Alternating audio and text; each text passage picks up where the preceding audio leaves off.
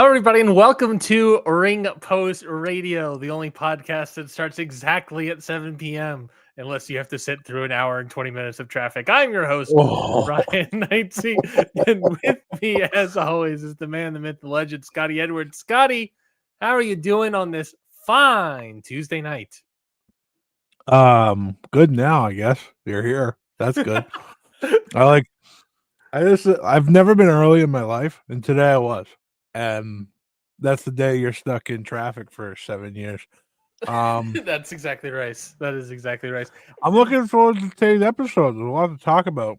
That's cool. Yeah. History was made today, which is really cool as well. Yeah. So we'll talk a bit about that. We just described it. History is made today. Scotty was early to the recording. Yeah. Listen, that's why I'm here early. I'm here to make more history. It doesn't stop with the Tokyo Sports Awards. It continues with me. Well, yeah, because you just won a podcast sports award for being to the recording first. So you won the MVP for podcast sports recording for the 12/16 Ring Post Radio recording. Exactly. But tough competition. Gotta say. Oh yeah, and we have the Christmas theme because they let it out early, so I'm keeping it for the next 2 weeks. What's the gingerbread guy's name in the bottom right? Oh, that's I was gonna say Tomas. Tomas? Yeah. Tomas the gingerbread man? Yeah. Sure. Yeah. How's it going, Tomas? How's it going? It's like an old man's voice. How's it going? He's an old Western. He's someone from Gunsmoke. How's it going? I'd ask you how you were, but sounds like it was pretty bad. Well, it is also fair to ask because I want the audience to know that I literally ran out of my car, ran straight to this recording, opened up StreamYard, didn't say a single word to Scotty, and started the recording immediately. So this is literally our, hey Scotty, how are you doing? How was your day? How was your week? Haven't spoke till now. Mm-hmm. Week was good. Do we have a movie update? Do we have any movie updates as we are secretly a movie podcast? Yeah, of course. I'm still watching a lot of them. I watched Knives Out and Glass Onion for the first time. All right. Is this in preparation for Wake Up Dead Man, or did you already watch that? I'll watch Wake Up Dead Man either today, tomorrow, the next day. So perfect. What do you think of the Rian Johnson murder mystery vehicles? I thought Knives Out was great. I hate Edward Norton, so I didn't like Glass Onion as much. But it was good. I think they're fun. Oh, and Benoit Blanc's one of my favorite characters. So Benny Blanc? Yeah, I think he's hysterical. So I know. I literally said once the Glass Onion was over, I was like, I didn't love this one as much, but as long as what's his name? Daniel Craig. Daniel Craig wants to keep doing these, just keep making them. I don't give a shit. Just keep making them. Get to 6, get to 7. I don't care. Yeah. As long as he's in, I'm in. I agree. I also feel like in Glass Onion he had more playful energy just because of the what to the extent of what the murder mystery solving capabilities were, where he's just like, it's so obvious. This is stupid. That was so good. He's like, all right, we're gonna figure out a murder. And he's like, oh, I figured it out. And then boom, bam, bam. I was like, yeah, this guy's the man. He's great. So that was my big takeaway from this week in terms of movies. Well, I watched a few other things, but those were definitely the recent ones that jumped out. I watched the Minecraft movie because my friend put it on. Yeah, how was that? Shit, worst movie of the year. Are you sure? We were discussing a movie I was watching yesterday. I know. Comfortably the worst movie of the year because I watch it and I feel embarrassed for Jack Black the entire time. Oof. What about Jason Momoa? Do you feel embarrassed for Jason Momoa? I asked myself, Lobo himself. I was like, Jason Momoa has been in Dune. He's been in Game of Thrones. Mortal Kombat. Street Fighter. I mean, he's in. He's gonna be in Super Girl. Sorry, I was choking over here. He's in all these things, and I was like, why are you in this movie? I was like, what happened? So yeah, there's that. He's also in Street Fighter, right? Yeah. So Blanca. clearly he just had the decision making of someone that doesn't care anymore. Because the fact that he's in that too tells me a lot. Do you think Blanca will beat up a car in that movie? I don't know. Hiroki Goto looks great though. Hiroki Goto. Okay, yeah, I guess we can talk about the Street Fighter posters and pictures and everything because the trailer dropped last Thursday, I want to say. Hiroki Goto He's like the only one not there too. Yeah, I don't know why. You gotta wrestle in World Tag League. More important things. I don't know. That's a great point. I don't know why I thought Hiroki Goto wasn't going to look like a fat sumo wrestler. But the moment I saw the picture, I said, "What have you done to my man, my IWGP World Heavyweight Champion?" The same thing that New Japan did, not put him on the card. I have so many things to say about New Japan that wasn't even on the schedule today, but we'll get to them because we're going to talk about them. Yeah. I'm coming for their asses. Oh boy. I should probably pull up the sports awards because I want to try because I saw who the winners were, but I want to see who it's not nominees, but like other votes, the voting body. Okay, I have it pulled up here. Perfect. Because I saw the best tag team award go to the Knockout Brothers, and I said they basically debuted as a tag team like 2-3 months ago. Yesterday. I was like, I don't necessarily disagree, but it is emblematic of, I think. I would like to applaud are we just going to do the Tokyo Sports Awards first? It feels like we're leaning into that. Okay, cool. So I can just get into it. I would like to applaud All Japan for getting nothing. That felt like a real win. For me, obviously there's a lot of history to talk about, but the fact that I didn't know the Knockout Brothers won the tag, so that's kind of wicked funny. They're like, oh, we gotta give New Japan something. Sure, the Knockout Brothers were pretty cool. All right, sure. I think if you want to give All Japan anything, I don't. They I don't. Were, again, I don't know. Nominated is not necessarily the word because it's by a vote. If you don't know the Tokyo Sports Award, this is the sort of kayfabe, Puro, Japanese Puro and Joshi awards. They're a big deal. That happen every year. They're a big deal. It is hosted by, I guess, Tokyo Sports. They're a big deal. They're like the Oscars for that, the wrestling body puts on. They get a lot more care and prestige from Japan as a whole than like the Observer Awards, for example, here in America. That's like the best comparison. If the Slammies were actually taken seriously, does that make sense? Yeah. Like, I mean, there's a reason Saya Kamitani in Stardom pretty much campaigned for better part of the year to get her the MVP award and such. Like this, there was a lot of care that went into it. Some people are probably gonna look at it like, all right, whatever, but I do think there's a lot to dissect, especially this year, in terms of a hopeful trend that begins. But yeah, they do matter a lot in Japan. Well, I think the other thing to speak about it is that it is voted on by a committee of, I don't know how many people, but like 10 or so. I know Kenta Kobashi's on it. Yeah, Kenta Kobashi. It's like a lot of the, the classic, a lot of the famous wrestlers of the old time. Whatever the voting body is. I mean, I guess you can see how the voting total shook out. I mean, was that 16, 7, 18, 19, potentially 20, 19, 20 people are probably on this voting body, would be my guess.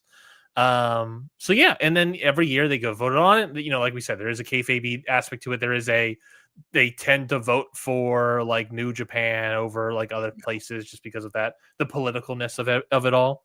But this year is, I guess, in a way, a little bit different because the most interesting news item that we'll go through is that the most valuable player award, which is the top prize of the Tokyo Sports, went to Saya Kamitani of Stardom. She got 11 votes. Down ballot was Hiroshi Tanahashi from New Japan with 5 votes, Ozawa with 2, Hiroki Goto with 1. And I don't know why it's listed here, but Konosuke Takeshita with 0. I think they were the candidates. Like, I think that's how. I'm thinking that as well now. Or like everyone's on the table, but they're like, all right, who was the 5th like so we can post them, and Takeshita being the world champion, winning the G1, which is usually like the token to win this, by the way. Every year. I think he's done like historically the worst a New Japan IWGP World Champion / G1 winner has ever done. And even then, I could say that like, well, he was just the champion, but again, see the Knockout Brothers beat winning tag team of the year. Right. Like that's the perfect sign. And looking at the MVP, talking about the MVP, I mean, listen, I have had I did a whole video about this looking at Saya's year before this as in like right before this recording. It's on YouTube right now. Yeah, because I think it's worth going into. And while there are highs and lows to her year in terms of not necessarily her fault, but the way Stardom went about it, I don't think there was even a question of who should be winning this award. She is the top star of the hottest company in Japan. And I would argue, and I said this on my recording, once January 4th passes and Hiroshi Tanahashi is retired, she is the most popular active wrestler in Japan right now. Yeah. I think literally Tanahashi gets 5. And to be fair, I do think the Tanahashi votes are a little bit of like, one, he has had a really, I would say a really great year for what his retirement year is, but also it is a little bit of like this is the last time we're voting for Tanahashi. Right. Like, but then and then after that is Ozawa with 2, Yeah, this would have been a way more interesting vote if Ozawa doesn't get hurt. That's fair. You're adding in the N1 victory most likely as well, which would have been a big part of it. I think it would have been very close had he not been injured. But once he got injured, there was no one that should have taken this away from her. And I talked to a lot of people. There was a little fear that, a New Japan person would swing in, giving Takeshita the G1 and the IWGP.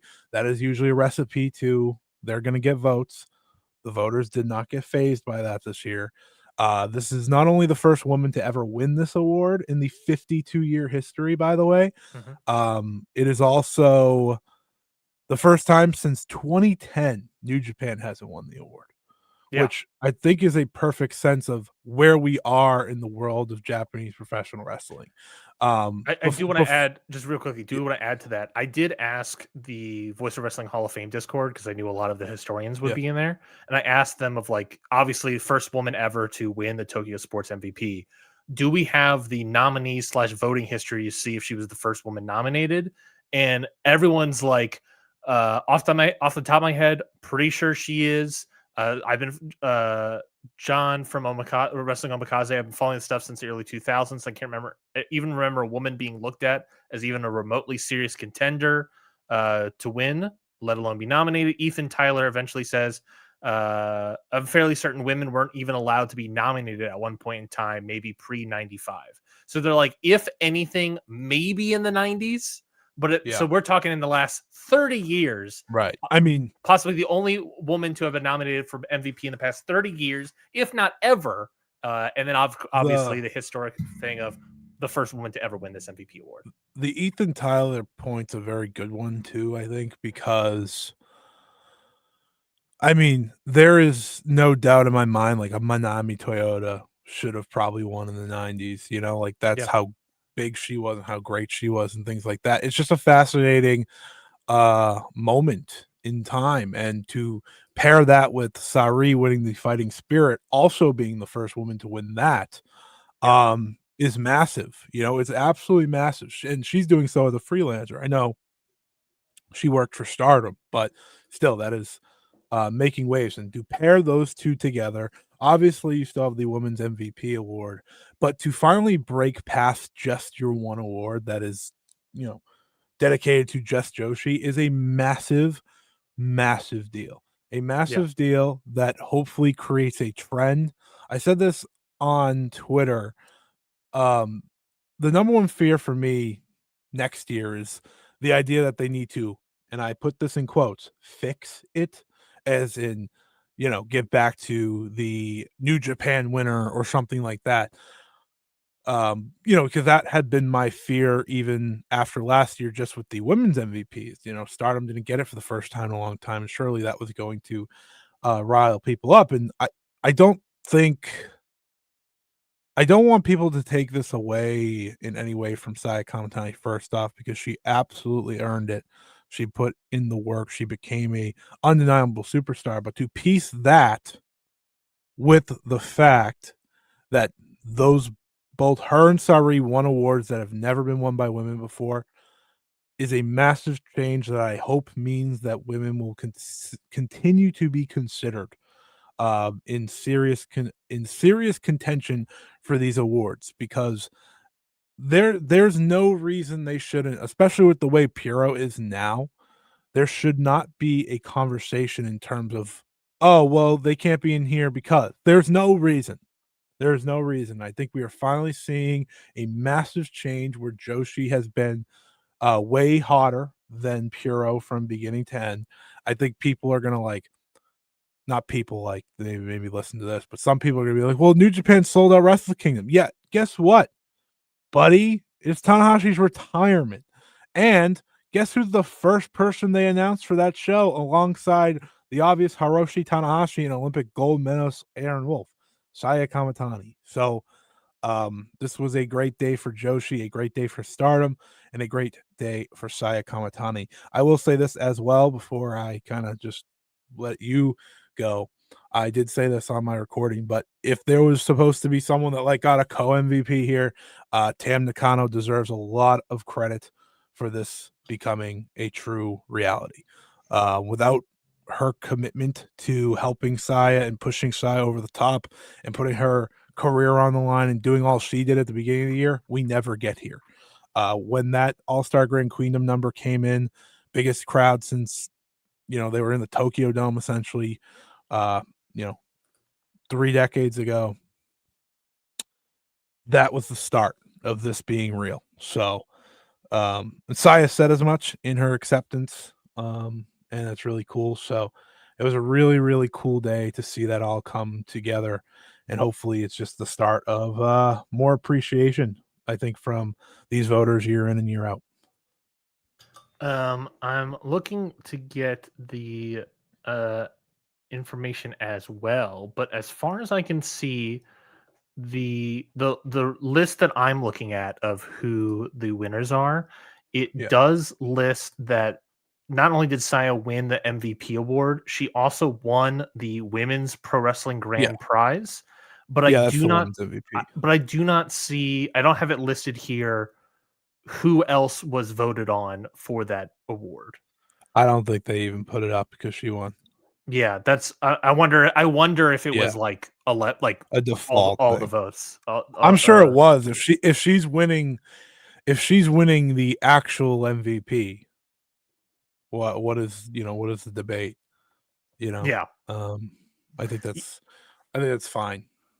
Yeah, I'm gonna keep looking around to see if I can find an answer to that. But as far as I can tell, she has obviously won the Women's Wrestling Grand Prize as well.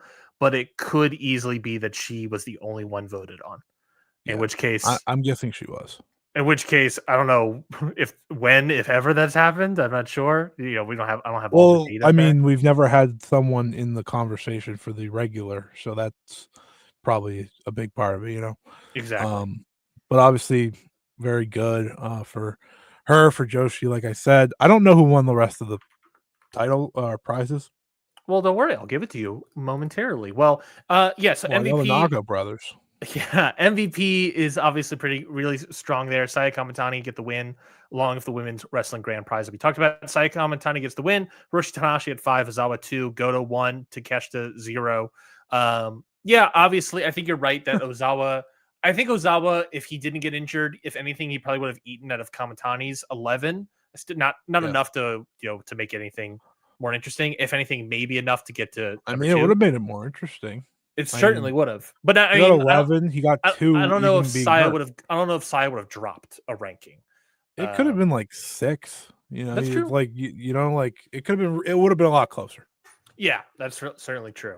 And then you'll see the sort of emblematic theming of these awards, but just New Japan not doing that well.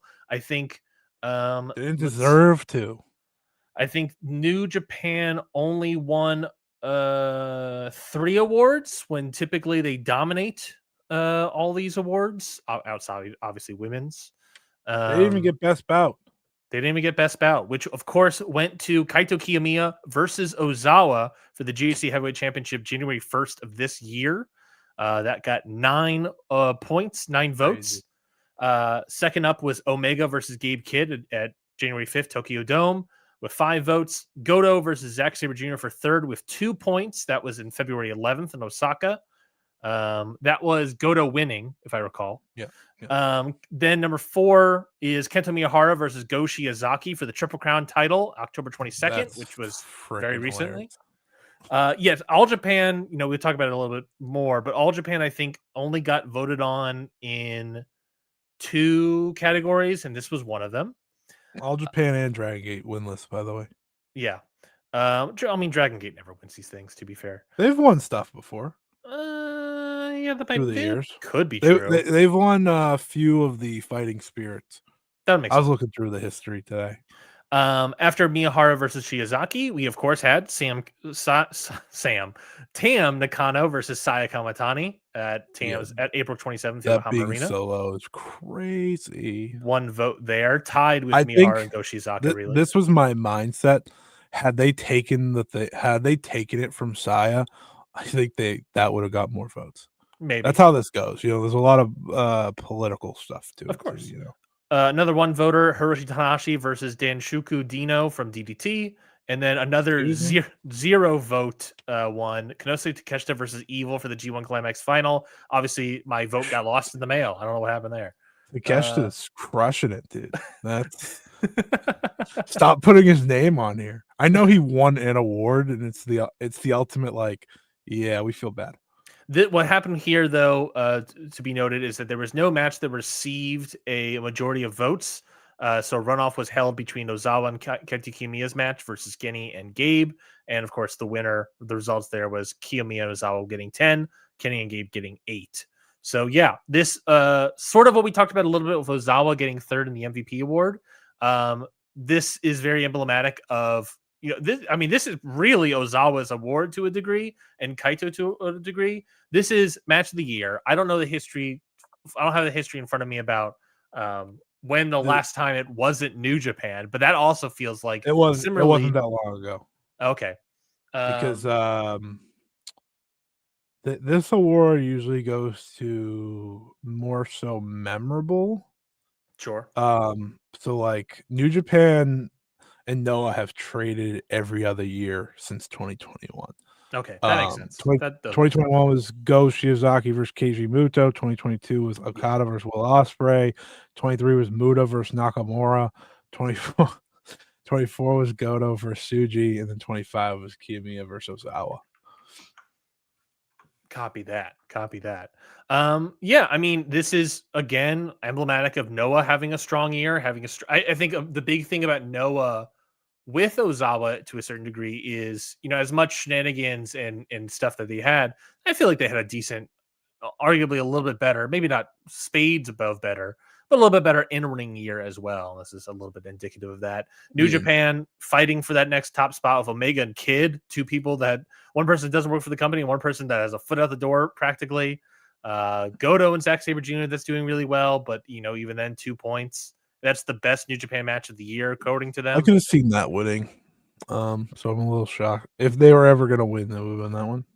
Yeah, and then All Japan getting a spot here, Stardom also getting another spot here.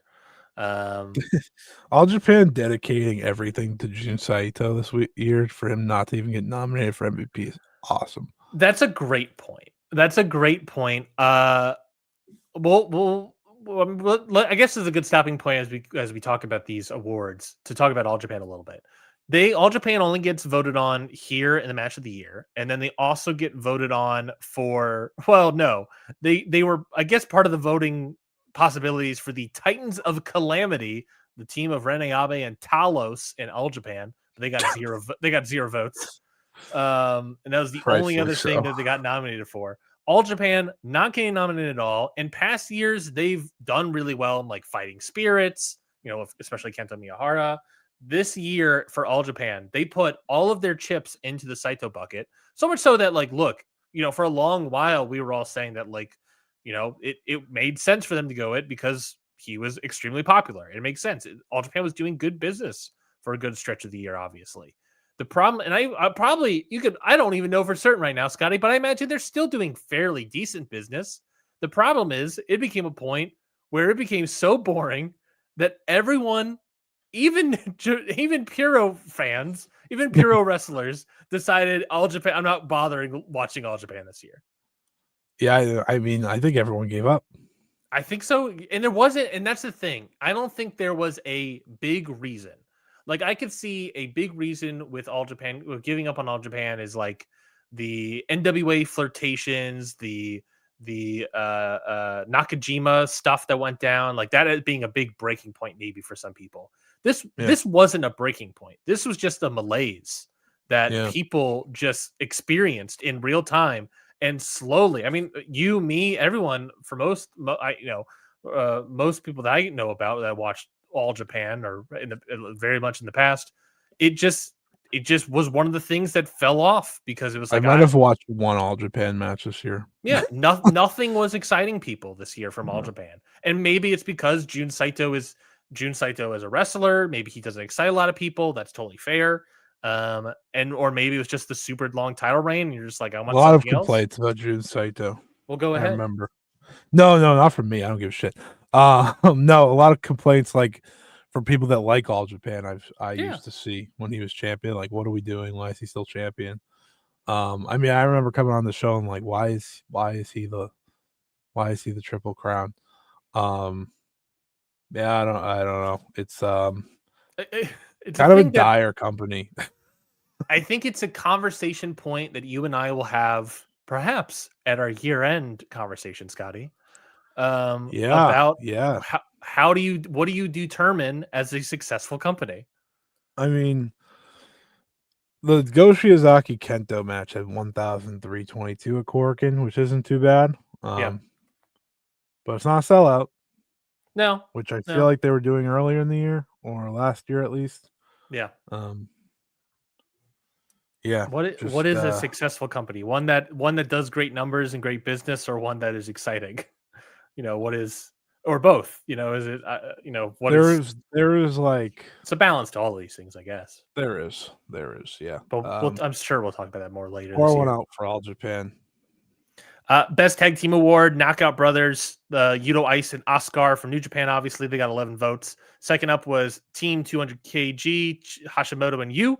Then you have Yuka Kamafuku and Wakana Uehara with 3 votes. Then Titans of Calamity got 0. So yes, again, what I already said earlier. Joshi all over this place, but really the Knockout Brothers getting 11. It's kind of what we talked about earlier. They popped up in the scene in the fall of this year, and they obviously exploded onto the scene, I would say, especially Yuto Ice. He's jumping off the page, this guy. But I've been thinking about it lately of like this Tag Team of the Year conversations.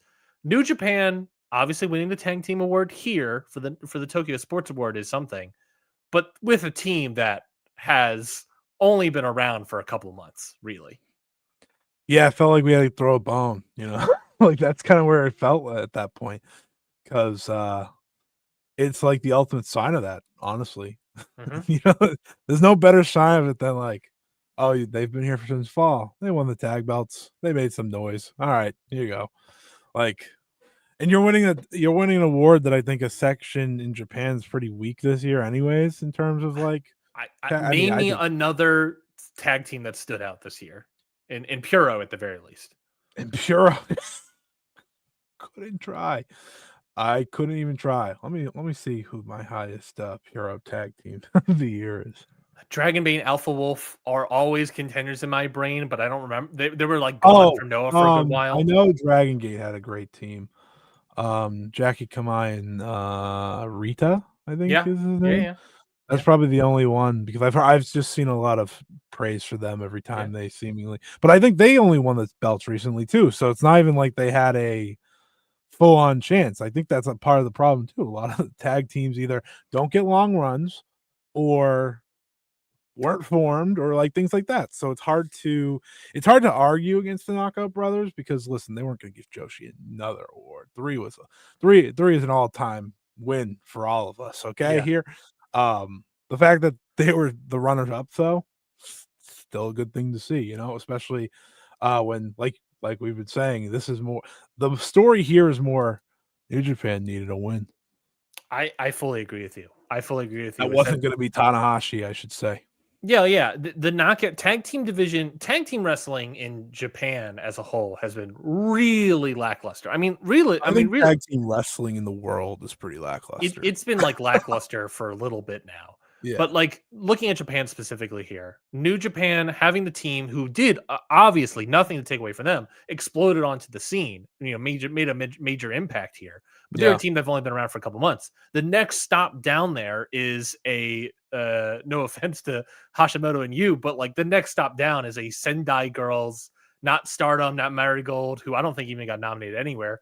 They're a Sendai Girls, small level. They had a future. They had a newcomer. Small level Joshi thing, and then you had Tokyo Joshi Pro, and that's pretty much it. No other New Japan team, no Noah teams. I guess really no All Japan teams, no Stardom teams, right. No Marigold team, like nothing else in tag team wrestling at all is represented here. It's really like you could say whatever you want about the rest of the globe, obviously, and we will at some point, but it's really dire in New Japan, where look, and I think to a certain extent, Scotty, to speaking to the Knockout Brothers, maybe one of the reasons they had such an impact this year on the tag team scene and such an impact in New Japan is because maybe there's an argument that fandom was dying to see an interesting tag team because there was obviously nothing. All year. How did New Japan answer that? Kept them off the Wrestle Kingdom card. This Wrestle Kingdom card, next year's problem, I guess.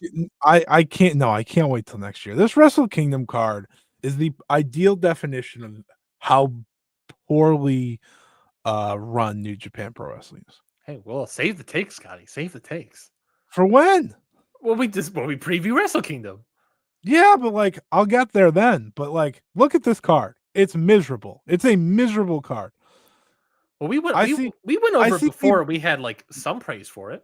It's worse now though because it's finished. Okay. Now I gotta pull it up. Have you seen it? Turns out when you pull up WK 2026, it gets you to the FIFA World Cup for some reason. Which, by the way, Shuri and Saya Kamitani got slotted to number 2. So as much as she's the MVP, as much as all this, still won't move them up the card. Yeah, I guess it's in. I guess it's locked. It's official. They locked it in. All right, so let's see. We got Tanahashi Okada. I think that's great. Sure. Yeah, absolutely. Takeshita versus Tsuji. I'm down. Winner take all. Whatever. It's weird. Whatever. I forgot those winner take all. We've already discussed the double gold dash. Double gold dash. Evil versus Aaron Wolf. You and I think that could be very fun. I think that's right up around. Yeah, it's a draw of a match. I will give them that. El Desperado, Fujita, Ishimori, and Sho in a 4-way to determine the number 1 contender for IWGP Junior Heavyweight title is a bonkers ass match that I really don't care. Who is even the IWGP Junior Heavyweight champion? Doki. I wonder if Despy is going to win this match and they're going to go straight and do the match right then and there because it's like the tag, not the tag, then to do Despy versus Doki for the title right then and there on Wrestle Kingdom because it got canceled for all intents and purposes after Doki's injury last year at Wrestle Kingdom. But who the heck knows? 10-man tag team match. Oh, what? Okay. David Finlay, Gabe Kidd, Drilla Maloney, Shingo Takagi, Hiromu versus Callum Newman, Great Khan, Hanari, and 2 TBAs. Why is this a match? Well, yeah, why is this a match on my Wrestle Kingdom? This one stinks. I assume the 2 TBDs are new United Empire members. That's fine. I guess. I don't know who it could be, but sure. Why is United Empire on this card over Hiroki Goto, over Zack Sabre Jr., over the Knockout Brothers? Mm-hmm. The Knockout Brothers not being on here at all is fascinating. Unless they're the TBDs. They're the New Year's Dash main event, by the way. Which is something, but it's not Wrestle Kingdom. It's not Wrestle Kingdom. And listen, I know why this card's shorter. It's on TV, and they have to limit the time and everything. Yeah. But my God. I know. By the way, Yu Uemura, not here. Ryo Heiwa, not here. Shota Umino, not here. we know how we feel about Shota Umino, but still the point stands. Exactly. The future of the company outside of Yota Tsuji, not here. Do we know if this entire card is on It's TV? set. Oh, it's not. Okay, that's what I was gonna say. Because I'm looking at the tag team match and looking at the women's match being so high up, and I'm like, is that for the crowd or is that for TV? They're not on TV. Yeah, they're on. Yeah. Why? Part of the reason you put her on the card sell tickets was to sell tickets and bring attention, and yet, I'm guessing the last 3 matches are the loss. I would say maybe the last 4. Probably 4. You know, I would say the cutoff is the 10-man tag, which if you think about it that way, it makes more sense, but it's still dumb. But it is, you know, they're serving the master that is television. So to a degree of all of this, I get it. The opening match being a match that's it's a Rambo. Oh yeah, well, quickly. So we got Saya Kamitani versus Shuri again, double gold dash. That match should rule, even if hopefully it gets more than 10 minutes, but I won't. Right. So the time they have to be is 8:46. Okay, I think they could. Well, what's interesting is the TV show has to be shorter, but if only half the card have to be done by a certain time. If only half the card is going to be on TV, then do the rest of these matches, can they go a little bit longer? I don't know. It's a shorter card than usual, so I'd like to think yes. Yeah, me too.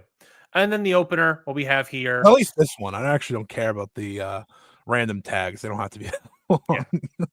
And then the opener, again, I don't know if there's also going to be pre-show matches. They typically announce that at this point. I think this is it. A 6-man tag team Rambo. What? For the never openweight 6-man tag titles, Toriyano, Master Wato, and Yo, a team I could not care less about. Those are your champs, baby. Master Wato was the only people that are like doing something for me at this point, which at one point in time, not at all.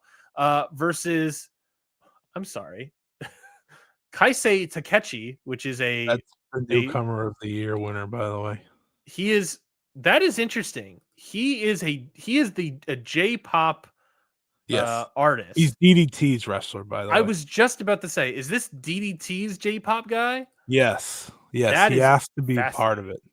They're gonna try to steal. Fascinating. And then 2 other TBA participants. And then so is the Rambo like it's 6-man tag team, and then these are the 2 teams that are announced so far, and we're gonna get more? Yeah. Okay. All right. Then whatever. It's a Rambo. It's still bad though. Rambos have always been bad. That's the I know that. That's the charm of the Rambos. But like, this is how you're gonna get Yuya Uemura on the show. I don't know. I don't think this card is as bad as what you're saying here, Scotty. It's not great. I'm not saying it's not exciting to me because after this, use this as the discussion point. The day after tomorrow, which is the show, yeah, 1 half of each of the big 2 matches will not be here. I mean, Takeshita might, but who cares? Yeah, he's like kind of there. Actually, the full main event won't be there. What am I kidding? Great point. Yes, the full main event won't be there. Yeah. So like you got Yota Tsuji. We're putting a lot of weight on Aaron Wolf being good. Yeah. Which is scary. He has to deliver. And they have shown no care for the junior title forever. So that's my big problem. There's I don't know, it just feels like it's missing. Like my problem is it's missing a something for the future, which is really just on Aaron Wolf at this point. Right. Like it showcases to me the problem with New Japan Pro Wrestling after January 4th. Yeah. In full force. It is. Look, it's not great. I think more than anything, why you feel that way, Scotty, why people probably feel that way is there's a massive lack of confidence in New Japan after this year, especially, let alone the past several years. But if you want to look at half full, right, instead of half empty for a second, what it does leave is a massive, wide open door for anyone to do anything. That's true. Someone has to break out because there is a massive. We've been saying that for 2 years, but that's true. I know. We've been saying it for a while, but now it's happening. Now it exists. Another thing I just feel the need to point out: there are 7 matches on this card, right? Yeah. 4 of them have people that don't work for this company. Radical dog. Wait till the Rambo. You get more. And one of them have a guy that's never wrestled.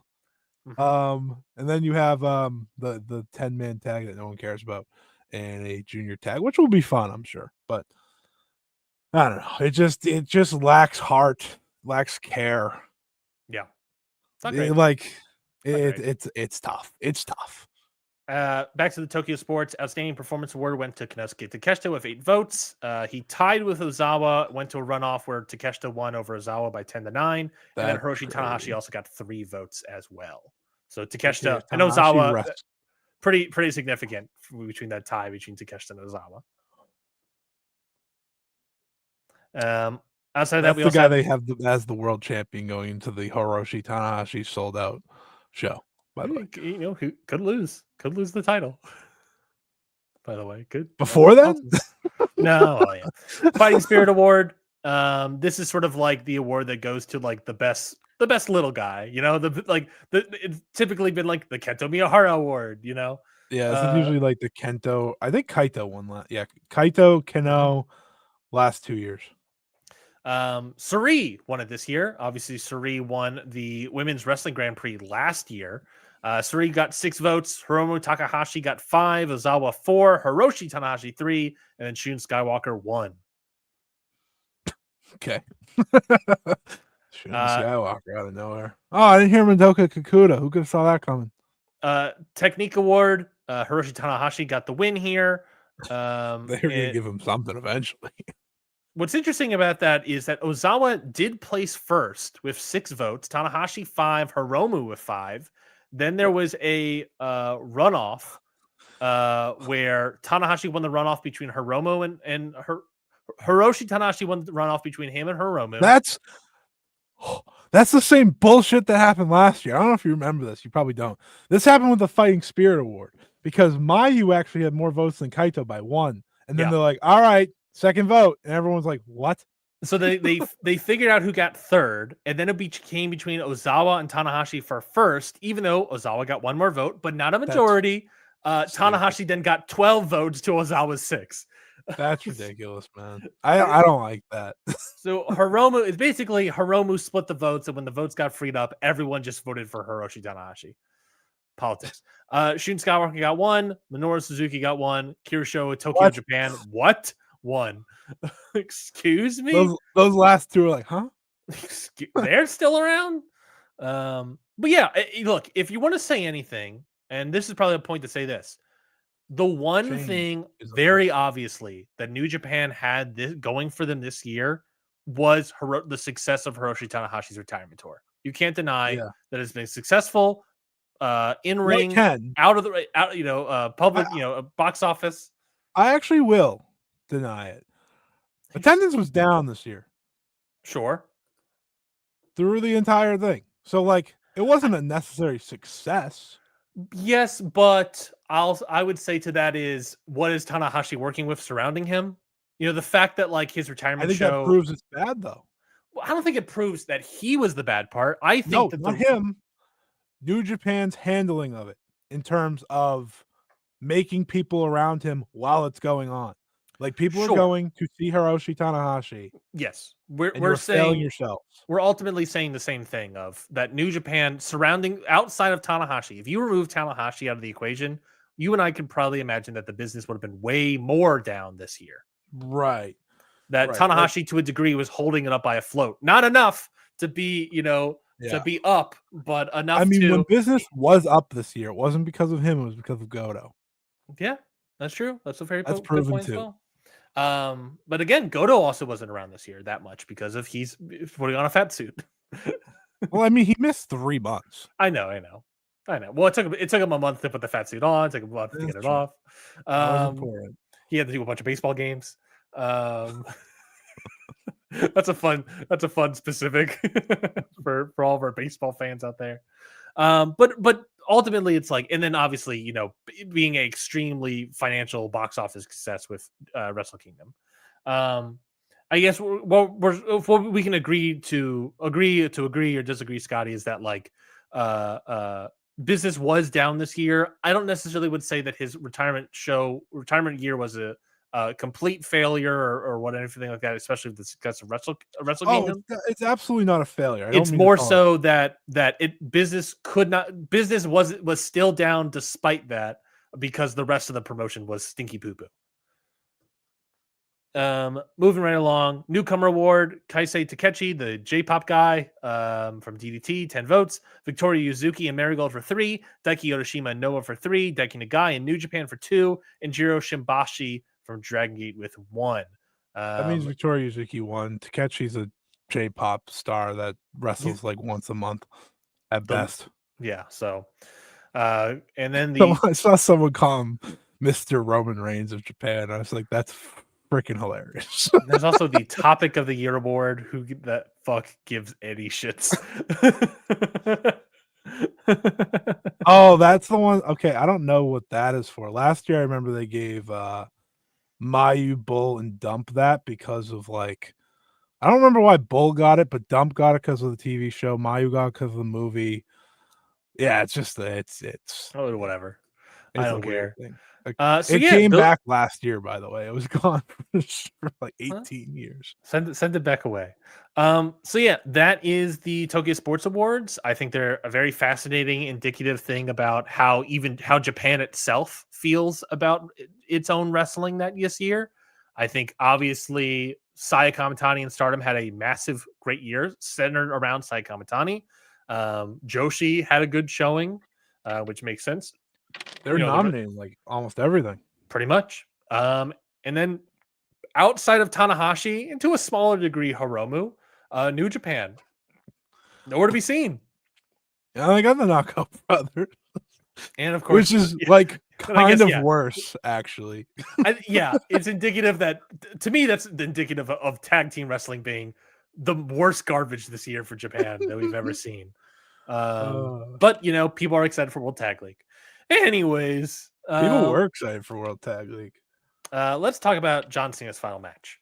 As we've already gone 48 minutes on Tokyo Sports, we'll do the rest of our time for John Cena's final match, I'm sure. Saturday night's main event, John Cena's final match, was the co-subtitle. This was in Washington, D.C., in front of 19,274 people on Peacock. It was an interesting show. Obviously, centered around John Cena's retirement in the main event. It did have a little bit of the energy. I don't know if you had the same thought, Scotty, where it became pretty obvious that the audience was kind of just waiting for John Cena's last match. You felt it. For sure, which is fine. I think we all sort of, maybe that's a conversation of why they thought about opening the show with John Cena's last match. That would have been worse. That would have been with how the finish went down. 100% would have been worse. But yeah, ultimately, I think the show itself is like, it's pretty fine. And then the big talking point, of course, is the actual Cena match. So before we get to the Cena match, just real quickly, knock it off the book, Scotty. Any thoughts on Cody Rhodes versus Obafemi, Sol Ruka versus Bayley, or AJ Styles and Dragon Lee defeating Javon Evans and Leon Slater? I can give you all three real quick. They're bitches for the first match. That was my takeaway. I was at a party for this, or I was like, this sucks. You guys suck. Let them fight. I'll say bitches for the first one. Bitching for the second one. Bayley and Sol Ruka did a good job. And not like a great match, but like a nice little match, and then a really fun tag match. Yeah, like that was the perfect match for the show, the tag match. Like, honestly, I think the other two were perfect. It's just like they did Cody versus Obafemi. It's like, you guys could have just like did Cody versus non-NXT champion, had a real match. Like, no one would have batted an eye. No one would have been like, you morons. This is like, it was like to me, it was 3-star General Cody out here with a guy that is brand new at working, and they're working. Yeah. Like they were having a very basic match. It's also, I was going to say big man to little man, but like they stared eye to eye at each other. That immediately for me took away a lot of Obafemi isms. Yeah. Obafemi feels humongous because he usually wrestles just smaller people, and then like plus his entrance is him, the worm-eyed view lens or whatever. Look at him jollying down the ring. Hitting him that entrance. That was the best part of the match. Oh yeah. He does have a star power to him. I will give him that. Yes. He also punked Drew McIntyre, which is really funny. So yeah, going I to don't know no why I feel contest the is need to make fun of Drew McIntyre at all times these days. It's easy. He's a good punching bag. I said I Going feel to the no need to. I don't know why. going to a no contest is a bitch move. Sol Ruka Bailey, nice little match. Nothing offensive here. It's just a nice little match. Good professional match. Get Sol Ruka over. She's clearly a budding star for them. Yeah. And then I think that just the tag match was a great high spot fest, basically. Yeah, Javon Evans coming from awesome. Slater and Evans. And Slater, awesome. I was watching this. I was like, man, they should probably just give them the tag belts. And I was like, wait a minute, one of you don't work here. Well, just you wait. Just you wait. Just you wait for. We'll see you in September or whatever. See you at Halloween Havoc in NXT next year. So get excited. All right. Before you say that, I remember when I said like the Ospreay at All In was like the most egregious sign of poaching of all time. WWE has topped that with Leon Slater. I applaud them. What about Joe Hendry? Joe Hendry? I mean, you can poach Joe Hendry. I don't care. Definitely like super obvious poaching. Sure. Super obvious poaching with Joe Hendry, but it was also like, I don't give a shit. When he appeared on the show, so I'm with people that like Joe Hendry. I was like, fuck you. I was like, this sucks. You know how upset I am when we have The Miz come out, then we have R-Truth. R-Truth, a guy when Miz was in gear, by the way, I was like, no, please don't do this. Please don't do this to me. R-Truth comes out and does a comedy spot. This guy did a whole comedy thing earlier this year, then got fired. Everyone got upset about it. The company had you scramble, got Nick Khan on the horn to go give a call to fucking Ron Killings to give him a call back. He comes back, shaves his head, becomes all serious for, I don't know, 2 weeks. And now he's back doing the same old shtick. This guy, you and I, when he got fired, Scotty, were like, oh, put him with the demand. Him and Ricochet, that's a cool vibe. That's true. You know, him healing up would be a great vibe for our AEW. He would be great there. Yeah. And fucking back doing the same old slop. But the Merriam-Webster definition of the word of the year, slop. Garbage WWE slop. And then fucking Joe Hendry shows up. You live however many miles away from me. I heard you. But I know you heard me groan when I saw Joe Hendry's name. So I do want to say this. I do want to say this. But R-Truth, I applaud him. Like, he's like, I'm going to act all serious. Then they bring him back. He's like, yeah, never mind. He's like, you're going to pay me a shit ton of money to do nothing? All right. He's like, I that's why I kept doing my job in the first place. And now I'm back. This company, Anyways, main event: Gunther Miz, versus Joe John Hendry Cena. and R-Truth in the year 2025. Continue. Look, I guess we had to eat our garbage slop before we got to the main event. That was the idea. It was an unnecessary segment. No, everyone's there for John, and they're like, "What if we roll Joe Hendry?" So indicative of the creative of this company is like everyone, again, everyone is waiting with AI. This was 100% written by AI. That's a great point, Scotty. As I said earlier, this show was building up to the main event, the retirement match of John Cena. Everyone's waiting. We have the 3 matches end. And you're like, okay, great. Next up is John Cena. And then fucking Miz, R-Truth, and Joe Hendry do a comedy segment. Oh, and the other thing, if they went to Joe here, dude. If they went to Joe Tessitore and Stephanie McMahon one more time, I think I was gonna lose it. I was this close to never seeing the main event because I was gonna. I just want to see John Cena and Gunther in a match that look, 123 minutes. That should have been, to my opinion, 5 minutes longer. That you could have cut out the Joe Hendry segment. That you could have added to the match, and I would have enjoyed the match a little bit more. Because what the fuck are we doing over here? Damn, I still haven't figured out why it was on there. Besides, John must have been like, Joe Hendry's pretty cool. That's fine. It's because they like him, and John Cena likes him. I saw a video of John Cena it was a nice video. Seeing a 3-time kid. Not 3-time kid. A kid that has won the award for kid 3 times. He's a cancer survivor. He survived cancer 3 times. John Cena did a Make-A-Wish with him that day, and he talked about he's like I'm no Joe Hendry. I was Joe Hendry before him, which tells me that like look, John Cena likes Joe Hendry a lot, likes the shtick. That's why he did a spot. Do I want to see it on his card? No. Right. No. That was a nice. That was a really nice video. But yeah, we're in agreement there. Main event. Gunther versus John Cena, 23 minutes. Gunther defeats John Cena by tap out. Not by passing out or any other way. John Cena officially taps out.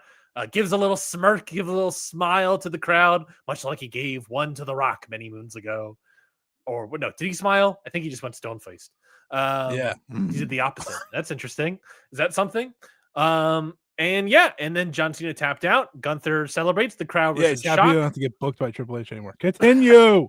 Gunther, the crowd is in shock. John Cena sitting there. The crowd prominently starts booing. And then we get all that stuff. Before we get to all the rest of that stuff, Scotty, we got to talk about I also the match. put career retrospective, by the way. Oh, yeah. We'll talk about it as much as we can. Let's talk about the match itself.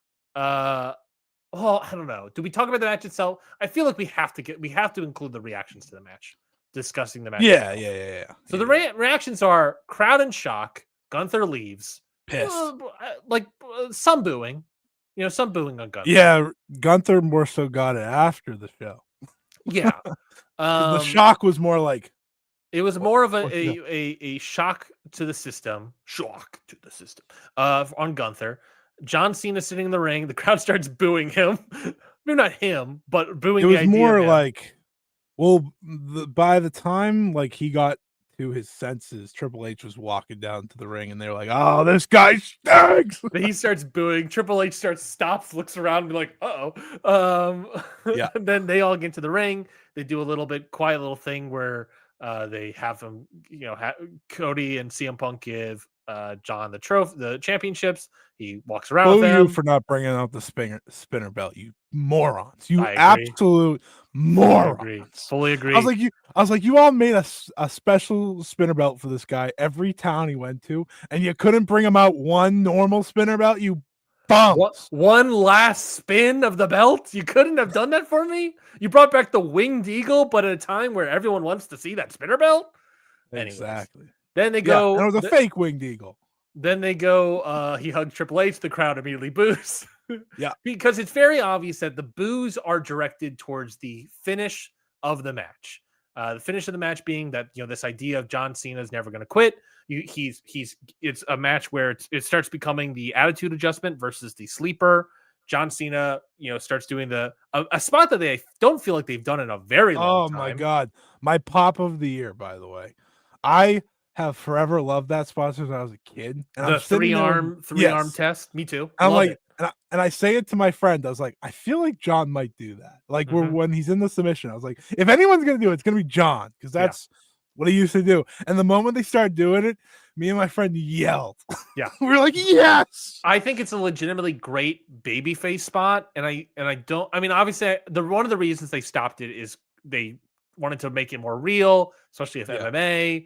With concussion protocol stuff, they want to make all this stuff more real. It's wrestling. I think you can make it fake, and who gives a shit? Because it's like we all want to buy into what's happening, and so I think you could do that in wrestling. They just got rid of it, but they do it on the third one. You get the John Cena. I don't know the John it's an Cena okay sign, but I don't know what his he okay sign. The thing where he wants where you do it below the belt and show the circles. Either way, I was fired up. He does that big fire up, crowd explodes, and then Gunther really does the sleeper hold a little bit more, and then John got Cena, one more AA. No, not one more A. Gunther just does another like restraining thing on the sleeper. Okay, yeah. John falls the AA back. came before it. Then he does this big dumb stupid grin and taps out. Crowd really did not like this, and they knew who to direct their hatred at. Wasn't Gunther as much as Bully Ray would like you to believe. It was fully Triple H, fully Paul Levesque. The crowd knew who to boo, and they booed the shit out of him. And then John Cena took off his shoes, took off his bands. I wanted the jorts off. Everyone wanted the jorts off. And then John Cena walked out. And they also missed a Stu camera spot, which was very funny at the very beginning of the match. Yeah, they did. That was just like, again, indicative of this company. Cody cried his eyes out, Cody cried his eyes out and then did the classic like thing of, this is an important moment, so I'm going to stay in the ring forever until everyone leaves. I missed the only thing we didn't get in the Cody thing is when he did. I always remember the AEW thing. He's like, yeah. He shakes his head. He's trying to fight off the tears. We also got a video package as well, which showed John Cena's time through WWE, his life through WWE. This is your life. Did get a Vince McMahon appearance in that video, the only Vince McMahon appearance of the entire show. John Cena only reacted to the Vince McMahon appearance of the video. He was probably that's not ideal, I guess. No. But yeah, so the match we can obviously talk about, but the big talking point here is the crowd reaction. Yeah. They hated it. Scotty, what was your take? What do you think about the match? And do you think the crowd deserves to boo, I guess, Triple H? I mean, first off, I think the crowd deserves to boo Triple H, no matter what the result was. He has earned that one. So I have a lot of thoughts about this match, about this show, about the Cena retirement tour, pretty much everything. But, and this will be maybe my burning hot take of the day. I don't really care. I adore the match. Really? I legitimately adore this match because I felt like I was back to being a kid again for every step of the way. And to me, this match, from what I remember when I was younger and I watched John Cena face the big bully, face the big monster, this was the Umaga matches, the Umaga, the freaking JBL matches, JBL matches. This was it. This was it. I watched John Cena one final time be John Cena, and people can be mad all they want, understandably so, because you've lived your life with Super Cena. You've lived your life with someone who always fights through and comes back. And you can ask the people around me as I was watching. I have not been so into a match all year. Truthfully, outside of like some Joshi matches, I was just transported back from the entrance and on. The entrance gave me goosebumps. Just the way though they should have played Word Life first, but I digress. I needed some sort of Word Life. This match to me, you play Word Life when they're bringing the spinner down to the ring. Of course. This match to me, I'm gonna try to word this correctly so I don't get people mad at me. To me, showed me in the fullest form what pro wrestling should be. It should make people feel emotion. Yeah, at all times. Whether it be anger, whether it be happiness, and the people were on the edge of their seats from start to finish. And to me, and this is something I've been feeling for a long time recently, and it really came out when I got the reaction from people after this match saying, "Oh, I didn't like it," yourself included. And these things, and this, I have to be careful with this. I think work rate has broken people's brains. Yeah, I do agree. This was my big take watching this match and loving it. And this has been more of a building point, and then I got to here because this is not a work rate match. This is a... Can I put a quick caveat? I think it's work rate breaking people's brains is like emblematic of us focusing on the Dave Meltzer star system way too much. Yes, absolutely. Like for me, and I don't want to just bring one company into it. It's not just AEW. Yeah. They're just like the big dogs, of course, of Meltzer's rating these days. So that's part of it. And I would say, I think you would right. And at least when it comes to American wrestling, the best in-ring company, Sure. But to me, I saw a lot of people like talking about the best matches from last week. People love Kyle Fletcher versus Speedball Mike Bailey. Love it. You were there, so that's different. I'm not gonna get mad at you for it. You were in the building. That's a different. That's a different sensation. That's a different. I popped from my chair. Right, like I understand that. But like I watched it. I wasn't that enthused by it. Watching it on screen. And then I watched this match and I adored everything about it. I loved everything about it. And then I saw like the reaction. I was like, huh, interesting. And that was when I think fully came to front. Like,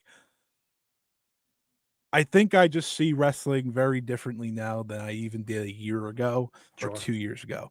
For me, I need to be emotional in watching a match for it to be top tier for me. That's why, like, I'm not mad at someone who may have not liked this match, especially that maybe got into wrestling the past couple of years or back into wrestling. If you didn't grow up on John Cena, like I did, like others did, I don't think this is going to hit for you the same way it hit for me. I just don't. And I think that's why I can't get mad at anyone because I understand not everyone grew up on John Cena, but I did.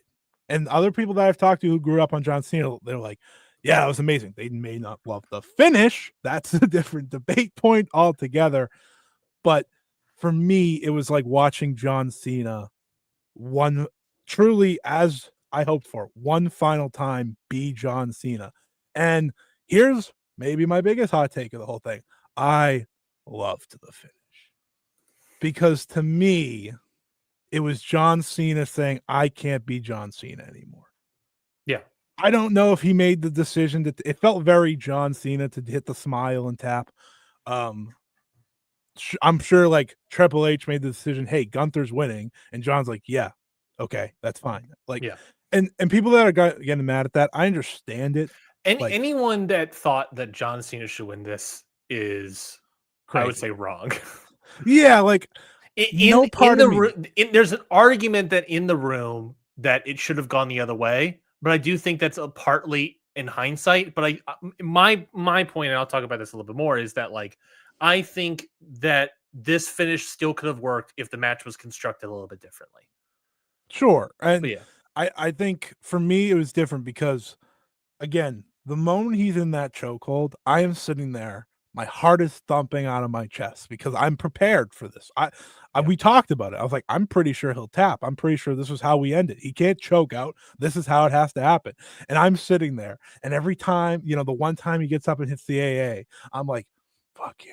And then when he does the 3-time hand thing, I'm like, fuck yeah. To me, for some people, either it's a mix. It's either you didn't grow up on John, so this isn't going to hit for you just as strongly as it's going to hit for me. Fine. Or it's the I think people watch wrestling just so vastly different from me now because it is so like, and we're all analytical. I spend the entire show being analytical. That's what we do. Yeah. But sometimes I think just losing yourself in a match, especially if you're in the moment. Exactly. Trademark the truth. Where was he, by the way? Where was he? He was hanging out with Joe Hendry. Oh, okay. No, not our truth. Oh, whatever. I will say this, Scotty. I don't necessarily agree that like this is a new revelation where your best matches are ones where you're emotionally connected to. It's always been the case with you. I absolutely. But this one felt a little extra for me because it was me watching John retire. So like, it's not only like you watching a childhood arguable hero, not to put words in your mouth, but I would imagine hero. But also like to a degree of like, look of where you live. You have it's not just like a personal connection on like you grew up watching this guy. It's the thing of like, this is a guy that's from your basically hometown. One of the reasons I like Biggest Dave so much is because he's from DC. Yeah, like, absolutely. That is why one of the reasons why as a kid I connected with Biggest Dave a lot is because of that. There is a different level of connection that I think we all have to certain wrestlers. And for me, for John, he's the reason I got into wrestling. He's from here for me. He is just, and I said this on Twitter and people might call me crazy. I think I said it last week too.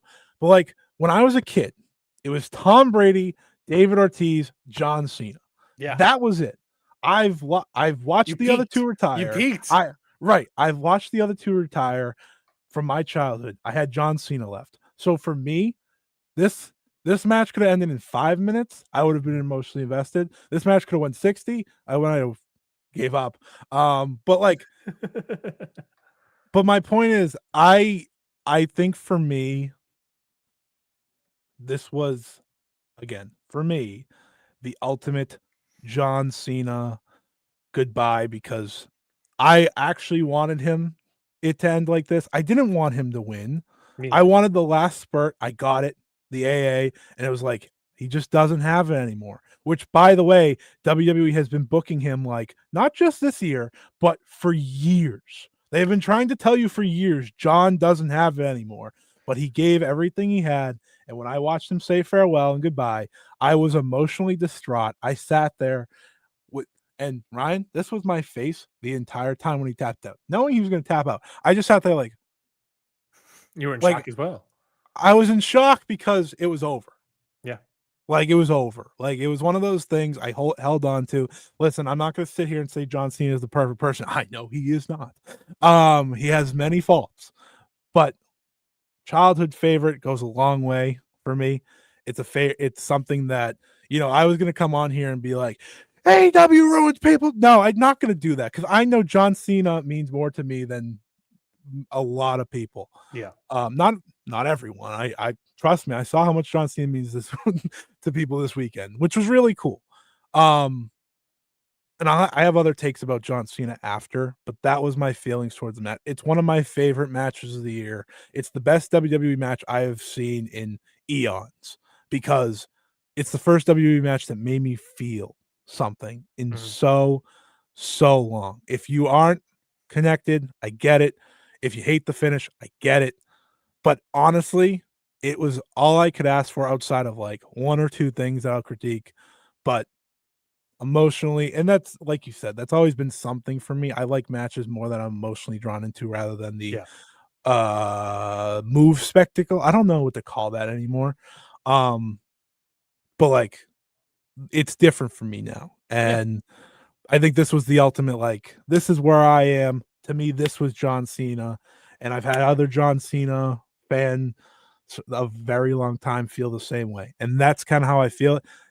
Ryan, I'm going to let you take it now, because I know that you did not feel the same, which is fine. Hey, that's the beauty of Ring Post Radio. After all, we disagree on a lot despite agreeing on a lot. So, well, I'll leave it to you, and I'm not going to cut in.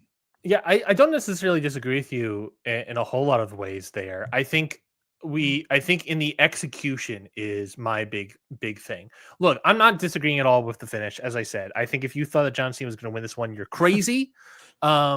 Because look, I can point to two very much, this is John Cena's creative ideas as to this past year. And that is this match against Gunther. Yeah. And his beginning comeback promo where he explained that he is a loser.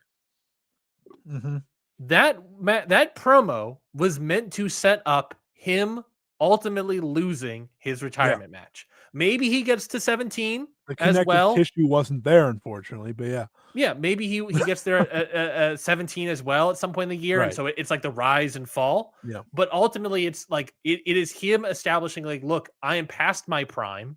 I am no longer the John Cena back in the day. I am ultimately nowadays a loser, and maybe I've got this year lucky winning another title, and ultimately maybe that's what it is. But this version of John Cena is a loser. The heel version, I guess, is a winner. Maybe that's part of the heat. I don't know. We're not going to get into that. We talked about it a little bit last week. The finish is obviously this guy's a loser. I think it comes down to the execution of it all. I think, and honestly, Scotty, the execution comes down to a little bit of selling. I think there is selling issues with Cena. Well, there's always been sort of selling issues with Cena throughout his career to a degree. But Gunther as well. Ultimately, you can pinpoint the exact moment that I think, if you remove this, the match would have been better saved for a lot of people, and that is, of course, the smile. That is the it is. I think when people wanted, ultimately, and what I probably was expecting and maybe wanted as well, was you don't necessarily want to see John Cena tap out per se. I think most people were expecting him to pass out. that he never gave up, but he still lost. And that's a cheap finish as well. But I think him tapping out can still be executed in a way where John Cena feels like he is severely struggling. I didn't fully get the sense that Cena was struggling throughout this match. You know, wrestling at the end of the day is a fight. It's a struggle between two opponents or more than that. John Cena, you know, when it's a John Cena style match, this guy never gets red in the face too much. And that's part of the sell job, and that's part of his issues in selling, is that, like, I never got truly convinced that he was in any danger. It was always a stage play in this match for me. It never became reality for me. And that is part of the reason why the tap doesn't feel as real, and why the heat, I think, is also partly not on Gunther, but on the creative, because I think people feel the same way. The smile to me is indicative of that issue. If John Cena is struggling, he's fighting, he's sweating, he's red in the face, and he's passing out, and his eyes are closing, and he you know what, very faintly taps and does the thing, that would have sold the match extensively. The problem is the entire match had an element of artifice to it for me. I think Cena, a lot of ways, has been sort of signaling that in the past a while, that he is a character, that he is a storyteller, all these sort of things. This new thing. It became this thing recently where John Cena is no longer a wrestler. He is a character, a storyteller that he wears, that he puts on. And the smile ultimately for me is him realizing that he has to lose, and that's what has to happen, and he has to tap. It didn't feel like he had to do it because he was going to get killed by Gunther. It felt like, I'm deciding this, and that's it. And it wasn't well executed for me. I wanted to see more of that struggle. I wanted to see Cena work hard for it, and to a degree he did. But the smugness of the smile, which came off smug. It wasn't, I don't think it was meant to be that. It just came off of like, I am accepting that I'm accepting that I'm a loser, right? Which that he said in this promo earlier in the year. I'm accepting that I'm a loser and passing out. I think the problem is that, like, ultimately it comes down to, look, John, you're a storyteller. To me, it comes down to a storytelling issue. I didn't believe the story that you're telling, and you making that face is you telling me that you're quitting. You didn't show me that you were quitting. You told me it. You told me with your smile, with your acceptance, and then tapping out. I wanted to see it. And to me, that's where the beauty of wrestling and the visual storytelling comes from. Yes, he didn't talk, but I think just having the smirk smile of like, yep, this is happening. I just didn't quite enjoy that. I do think there are issues with the match itself. Like I said, I think a big issue is with the selling, the believability of things. I think that the match got too quickly into the like ending spot and then hung out in the ending spot a little bit too much. Like, the match begins, I look at my phone to see, because I'm texting someone, and then I look back and John Cena's doing his first 5-knuckle shuffle, and I'm like, we're already here. We're already at the 5-knuckle shuffles. I think that the match they wanted to get to the, not necessarily the closing stretch, but the heightening, those heightened moments as quickly as possible. They didn't really build enough there. I think that's part of the selling aspect of things. They didn't necessarily get the build there. It got very quickly into what felt like a closing type stretch, and then we hung around there for a good while. Like I said, I think you cut the Joe Hendry bit, add 5 minutes to this match, and I think that would have solved that issue as well. And that's where all my points basically come down. I don't disagree that there's emotional connections to all this. I had an emotional connection to it. Probably not as strong as you, Scotty, because I'm a Batista guy myself. There was very obvious emotional connections with everyone in the crowd. Every YouTube, Instagram reel video I see online from fans is that there is that emotional connection. I just think that the ultimate execution of the match, of the storytelling to get there, was not up to par. And to me, that I wonder if, as time passes, how that could change for both you and I, And if the match holds up for you, say 5 years from now, if you still have, with time has gone on, if the match will hold up in that same way, because I just don't feel like the match fully executed on its promises that it needed to be. And if it did, obviously we wouldn't have gotten the crowd reaction that we did. And if it did execute on those promises, I think a lot more of that heat would have been on Gunther, in the same way that, let's say, the Brock Lesnar heat was on Brock for the Undertaker streak gimmick, right?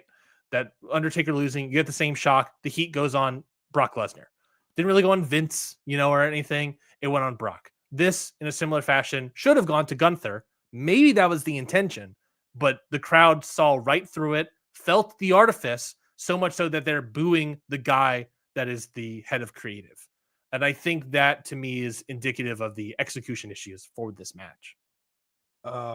So I on the crowd reaction, I think that more had to do with the entire year than the match. I think the year plays into it as well. I think the year plays so much into it, and it helps that a lot of people have cited the year along the way in terms of what they've done with John. It's a match that I don't like. If I rewatch it, I'm gonna be emotional all over again. Sure.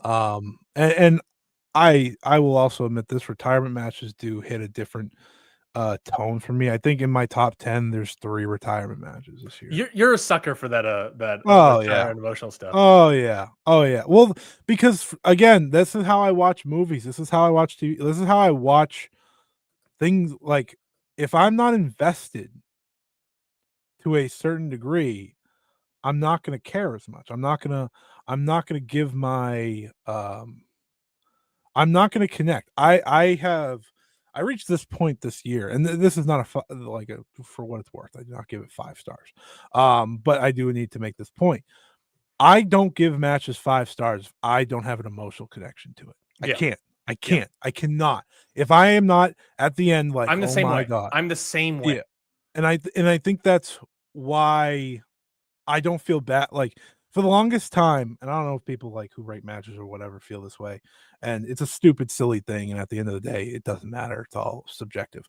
But to give my sense that I think gives my, again, further sense of why I like this match. Like, at the end of the day, this match is probably, like, I can recognize, like, for me, would have any other time, if John Cena's not retiring in this match, probably like 3 1/4 would have been happy. 4, bordering on 4, but there's so much more to it for me. Yeah, that just brings it the so much higher, right? And every bit matters a little bit more. Every moment matters a little bit more. And I realized that this year, because for the longest time it was like, if I don't think it's 5, like, one of the things I always saw, if you have to think about it, if it's a 5, it's not a 5. Correct. And for me, which is true, I agree with that.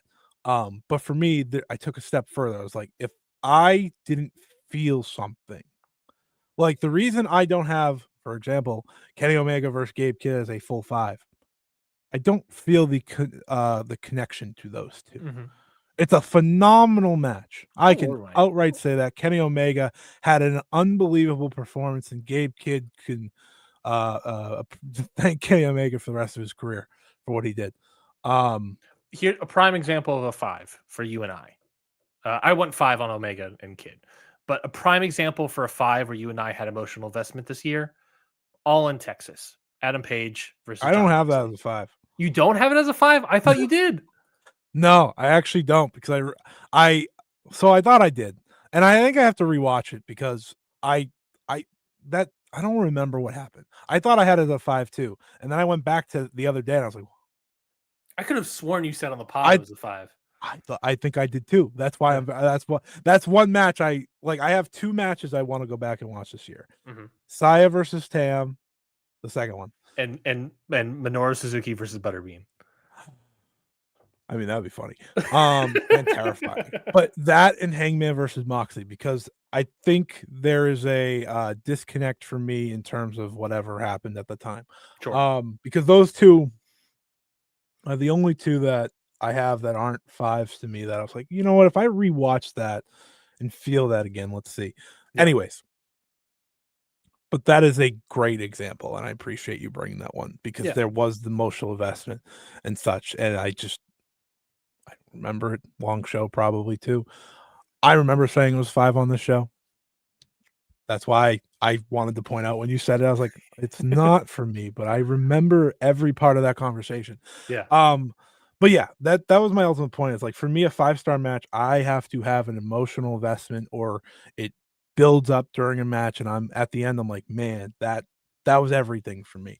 And that's just what is holding you back then? You said this Cena Gunther match wasn't a 5. What's Oh, there are like complications to the match itself. Like it's not a perfectly wrestled match. I know that. Yeah. I am 100% going to admit that. There's certain things like Perfect World, John Cena is a bloody mess. Like, oh yeah.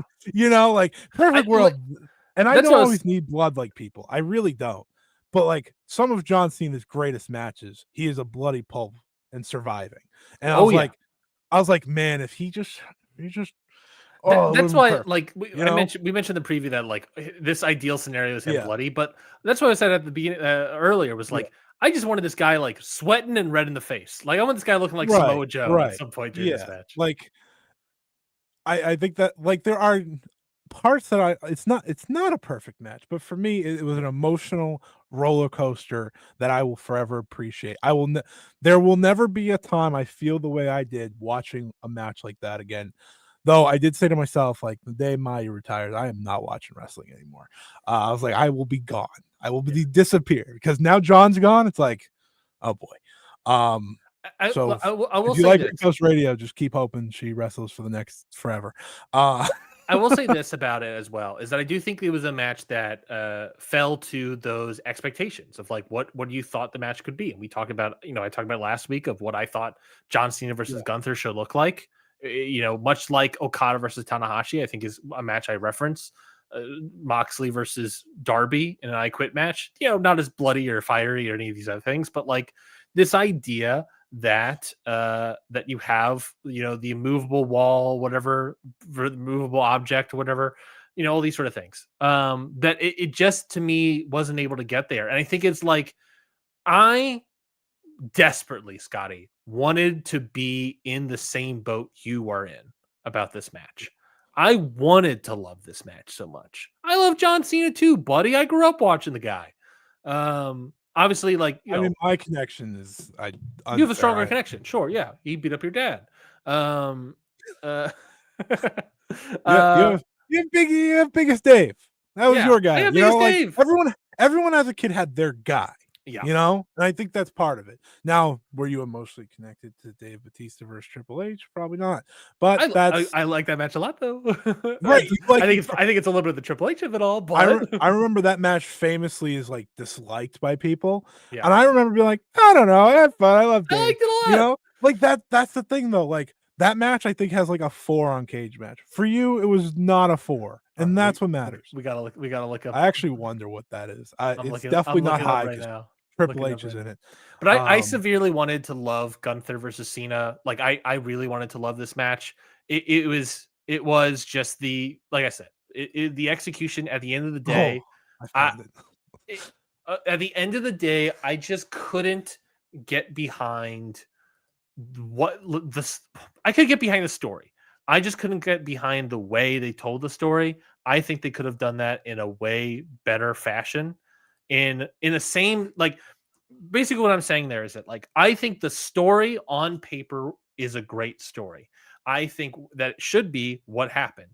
I think the problem is that the script writers, the people executing on this just weren't up to par for what they wanted. Maybe it's look, Cena's an older guy. Maybe he couldn't execute it as well as he maybe once was. We talk about it. We reference a lot of those great moments being obviously 10, 15 years ago at this point when Cena, almost 20 years ago at this point, where Cena's having more of these, he's able to do more of these high octane sort of stuff. And maybe again, it's an expectation issue on my end.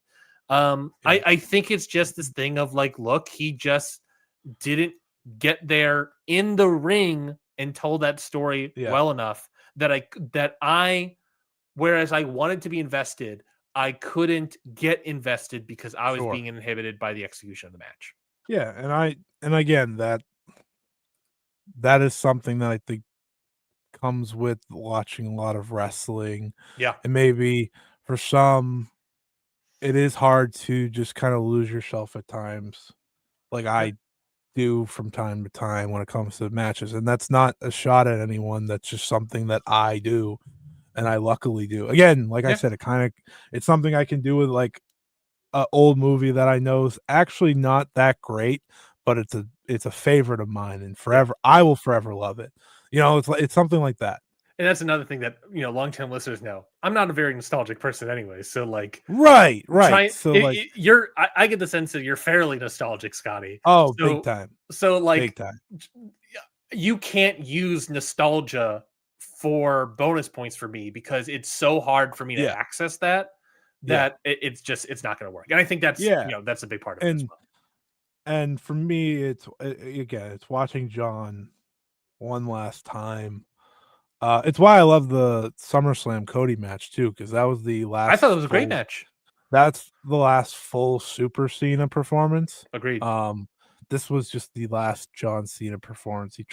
It's like I have nothing left, guys, but I'm going to just go out here and swing. Yeah. And if I miss, that's fine. I don't care. I'm just happy to close this. And for me, that was enough. It's very similar to, again, when I've watched retirement matches, it's very unique. It's not even my highest rated retirement match this year, and I love John Cena more than everyone else that's retired this year.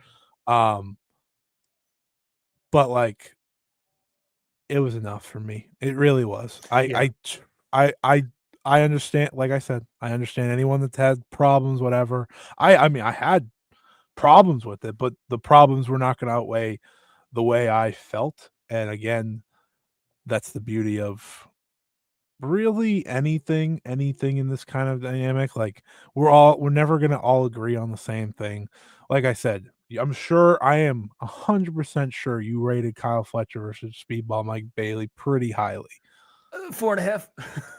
Yeah, I gave it 3 3/4. Like that's just the world. And you were there. So as someone who's been there for an Ospreay Takeshita match this year, I get it. Yeah. It's just a different and great crowd, by the way, in Atlanta. Thank you. You're welcome. TK was very excited after the show and promised us a pay-per-view. So better deliver. Better deliver. I imagine if we're going to do that, have fun sitting there for 7 years, but he clear my schedule. But I wonder though, real quickly. I know you just said you wanted to pivot, and I know I was just going to say to John's career. Now. Yeah, but we also need to pivot to Dave Batista's last match start cage match rating. I would definitely like it more now. Yes. You mentioned the sort of like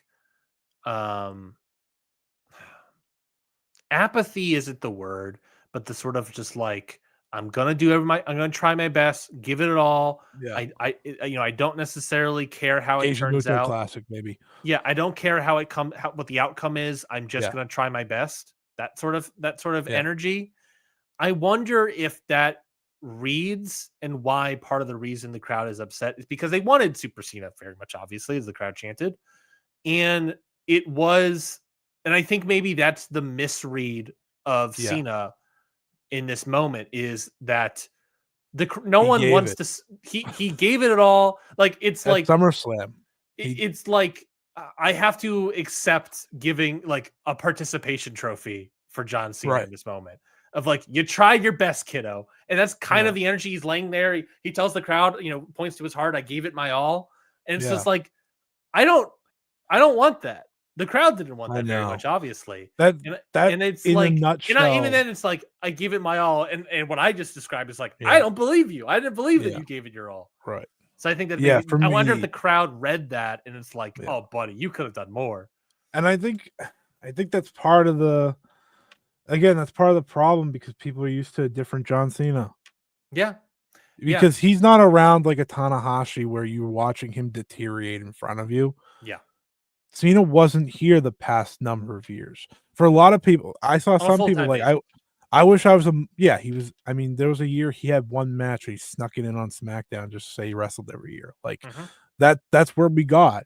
And I think in terms of how these things go, like it's a very unique retirement match. It's the same reason like the Batista one's actually very unique. He was off for 5 years, came back to have the one match and left. Like it's and they got the rating, a cage match rating of 5.88. Oh, boo! What year was that? I want to see what I 2019. Okay, I'm gonna look up what I gave that. 2 stars from Dave. Jesus Christ. No, I know it wasn't Dave's fault. Never Dave's fault. He's in Glass Onion, by the way. Would you rate it? 4.5. Yeah, yeah. I love you as some Biggest Dave, baby. What can I say? But there you go. There you go. That now you know exactly how I feel. I mean, I probably like the Dave. If I went back and rewatched it, I'd be like, "Fuck yeah, Big Dave." Yeah. And again, I wonder. I haven't gone back and rewatched it. I wonder if I have the separation. It's one of those matches, but that's the thing with retirement match. You never should re-rate a match you watched first time like this because you'll never have the same connection to it that you did when you watched it. The context is not completely gone. Like we all understand it's a retirement. No, thing, but like the emotions of the emotional context is very right. When you watched it then compared to when you watch it now, not the same. Probably. You'll still love Big Dave. You'll still love Big Dave. Don't get me wrong. You'll love Biggest Dave. Right. Not Big Dave. Biggest Dave, Scotty. But you've completely proved my point.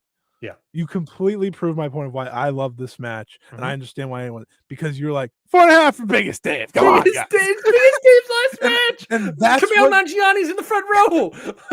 Advertising, was it Stuber? I sure was. But that right there is the beautiful aspect of professional wrestling. That is the best of pro wrestling to me. That's what I felt watching John Cena. That's what you felt watching Biggest Dave. That is it. And that's why watching all these people so angry this week, I'm just smiling and watching because I'm like, you can't affect me. You can't. Yeah. Triple H can, but you can't. And the reason I'm excited to kind of just talk John's career here is because there will never ever be another wrestler to this magnitude as long as we live.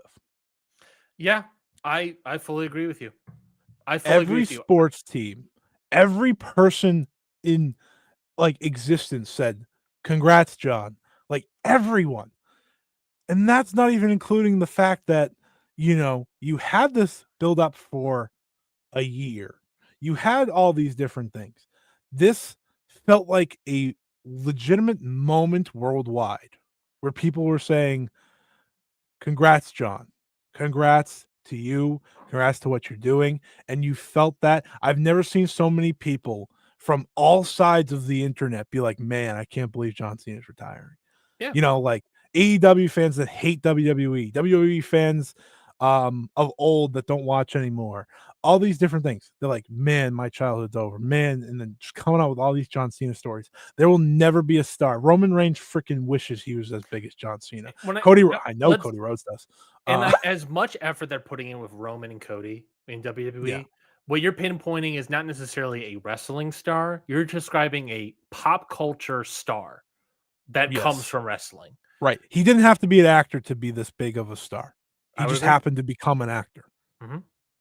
John Cena was big before that. You can't see me. To a degree, it helped. To a degree, being Peacemaker helped. For sure. It doesn't hurt whatsoever. But the "you can't see me" was a big thing. By the way, 1 for 1 in platinum albums. Just put that out there. But there will never be another star like him in professional wrestling. I fully agree. He was the last of a dying breed. I fully agree. It is this thing of like, I just don't see, and it is this macro conversation of like, attention span in 2025 going into 2026, how, it's very hard to get anything. I saw the clips of Timothy Chalamet on Cody Rhodes' talk show. Oh, buddy. I know a lot of people hate Timothy Chalamet now. Love that guy. Oh, I'm sure.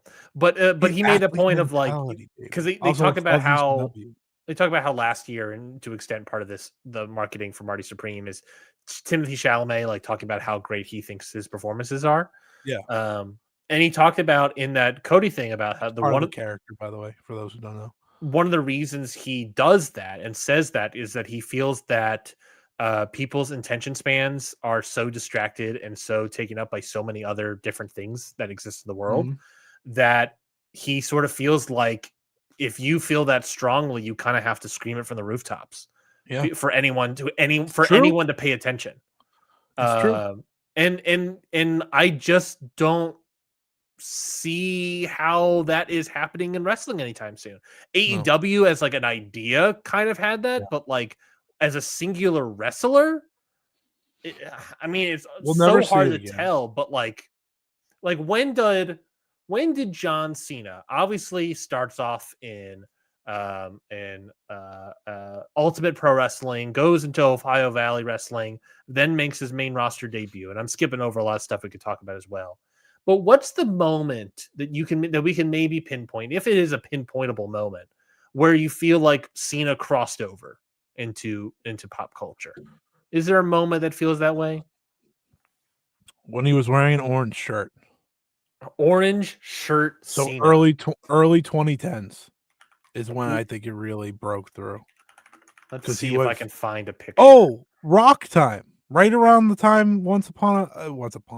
That's a different thing. Once in a Lifetime began around that time.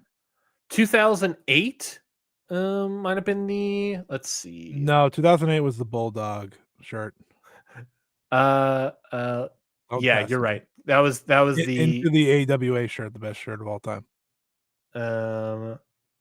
Yes, that's the AWA. It's the AW. Remember, he had this. Okay, I'm just gonna pull up this picture from Reddit. I'm gonna present and share screen. The podcast goes to a massive fucking stop. And it pops up, and it's. I remember all of these. Thank you for asking. You can't even see this at all. I'm gonna see if I can zoom in. No, I can't. I can see it. Yeah, the mobile people are gonna have to sit this one out apparently. So remember this shirt? Yeah. remember this military cap red shirt, C Nation shirt? This shirt was bad. Oh yeah, we all agree. Yeah, it was like a jersey thing. Yeah. These three on the also second this row, isn't in correct order, by the way. This is pissing me off. That green shirt didn't come until after the blue one. Not that one. The green and black. The green and black. That didn't come. Yeah, I had that one too. Thank you for asking. Yeah, this one I vaguely remember. Well, this was also WrestleMania 25. Big Show. That one is after the Bulldog one, which is the second in that row, the middle row. Well, it's also after the video game one. The video game one rules too, by the way. Well, this AWA shirt is, I remember distinctly as that was the Edge Big Show WrestleMania match. Yeah, that was his Survivor Series comeback in Boston, which I was at. Thank you. This orange shirt, I fully agree. Yes. He breaks out as like the top star in the second row. Yep. But it's the orange shirt. That's when he breaks off into pop culture mainstream. And I think you're right. I think he was on Fred. He was on like Nickelodeon. He was Fred's dad. Yeah. You remember Fred? Oh, of course I remember Fred. Yeah. What is Fred doing? I'm gonna look that up too. Fred. That's okay. Because that orange shirt into the once in a lifetime shebang, like that was that mixture. That's where that went, and that's 15 years ago at this point. Do you remember the person that played Fred's actual name, his shoot name? No. It was, of course, Lucas Cruikshank. Lest we forget. How you doing? Got rid of Ryan. Yeah, I fully agree. I think it's probably that orange time, which is probably around The Rock, if we recall. 2010, 2011. I think it's 2010, 2011. 2009, a little bit down there, late stage. Yeah, that's really when he starts breaking out into otherworldly. Peak. Purple to a degree, up until Purple, Yeah, athletes are doing the "You Can't See Me," like all these like little things to really build up. Yeah. And by the way, this is me to say John Cena. Like, if there's levels to this, right? And this is going to be a visual thing, so I'm very sorry for those who aren't watching. But like, there are ranks here of like superstardom in professional wrestling, right? John Cena's here. Then there's a level of emptiness. And then there's like the Roman Reigns of the world. Like, that's how far removed he is, in my opinion, to the current slate of wrestlers. And would we agree Roman's probably the biggest star right now in terms of public knowledge? Yeah. Cody might be fighting him on that, but yeah, like, it's him and we'll put him and Cody together. Yeah. Okay, for the sake of the conversation. They're not John Cena. No. Punk? Is Punk John Cena? No. Never was. Never will be. Do I dare ask Randy Orton? Please. That face was up. Please. Come on now. Come on now. But yeah, this ends a certain level of superstar, certain level of star in professional wrestling that I mean transcended the sport without the acting. It only got bigger and better. If you ask someone, hey, you know who John Cena is? They're gonna say yes. Mm-hmm. There's very few people, I think, in the history of wrestling that you can feel pretty confident about. If I ask you about this person, you will know them. The Rock, John Cena, Hogan, probably Hogan, Stone Cold, maybe. Stone Cold probably because he was the biggest star during the biggest like TV WWE period. Yeah, that's true. That's true. I that's probably an age thing. Yeah, like if you ask like a younger person now, they wouldn't know who Stone Cold Steve Austin is. That breaks my heart. That feels like it could be right, but it breaks. They may not know Hogan either, and that's just an age thing at that point.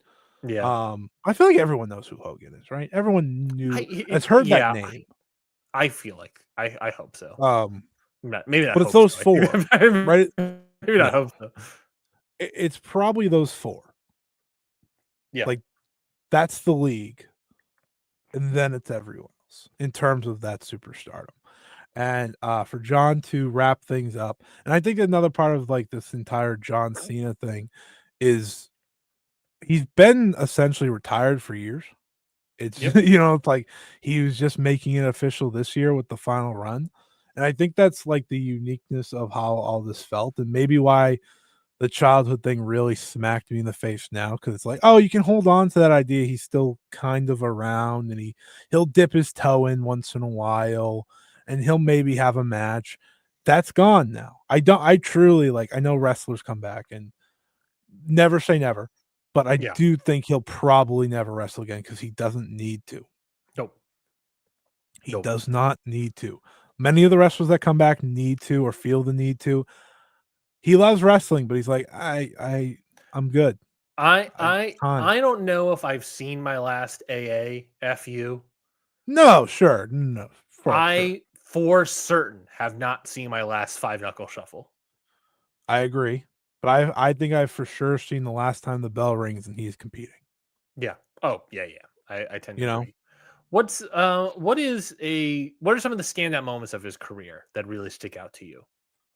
That when you think of John Cena retrospectively, matches, storylines, periods. I'll do moments first. That I can do matches because I do think talking about his best matches are important. Because John Cena actually was always awesome, and I won't hear otherwise. Mm-hmm. Big supporter of that. Moments or storylines. I mean, I came into wrestling when he was feuding with Shawn Michaels in 2007. Speaking of great matches. Oh man. Someone asked me in the lead up, like, what's your favorite John Cena match? And I have a long list. Yeah. But I will probably always love the WrestleMania 23 main event way more than most people because it's my first WrestleMania and John was my guy. It's a simple and Shawn Michaels was obviously awesome. And then they obviously have the 60-minute TV match. And I think a big thing, one of my favorite things, like when I talk to people about like, oh, were you John Cena guys? Well, the answer is either yes or no. I couldn't watch Raw and I watched SmackDown. That was always how it went, I watched SmackDown. I grew up, and that was part of the reason I'm a Batista guy is I watched SmackDown. Right. And my friend was an Undertaker guy, tough. But he was. but it's because he watched SmackDown. I wasn't not an Undertaker guy, you know. Right. I always make fun of him now. Kind of like, how'd that go? I mean, he can laugh at me for other things that John says, but Undertaker's Undertaker, I guess. But like when I was a kid, I would always be able to stay up for the first segment of Raw, and that was always John Cena. 9:30, go to bed. So I always saw John Cena, and then I'll watch the rest of the show after school the next day.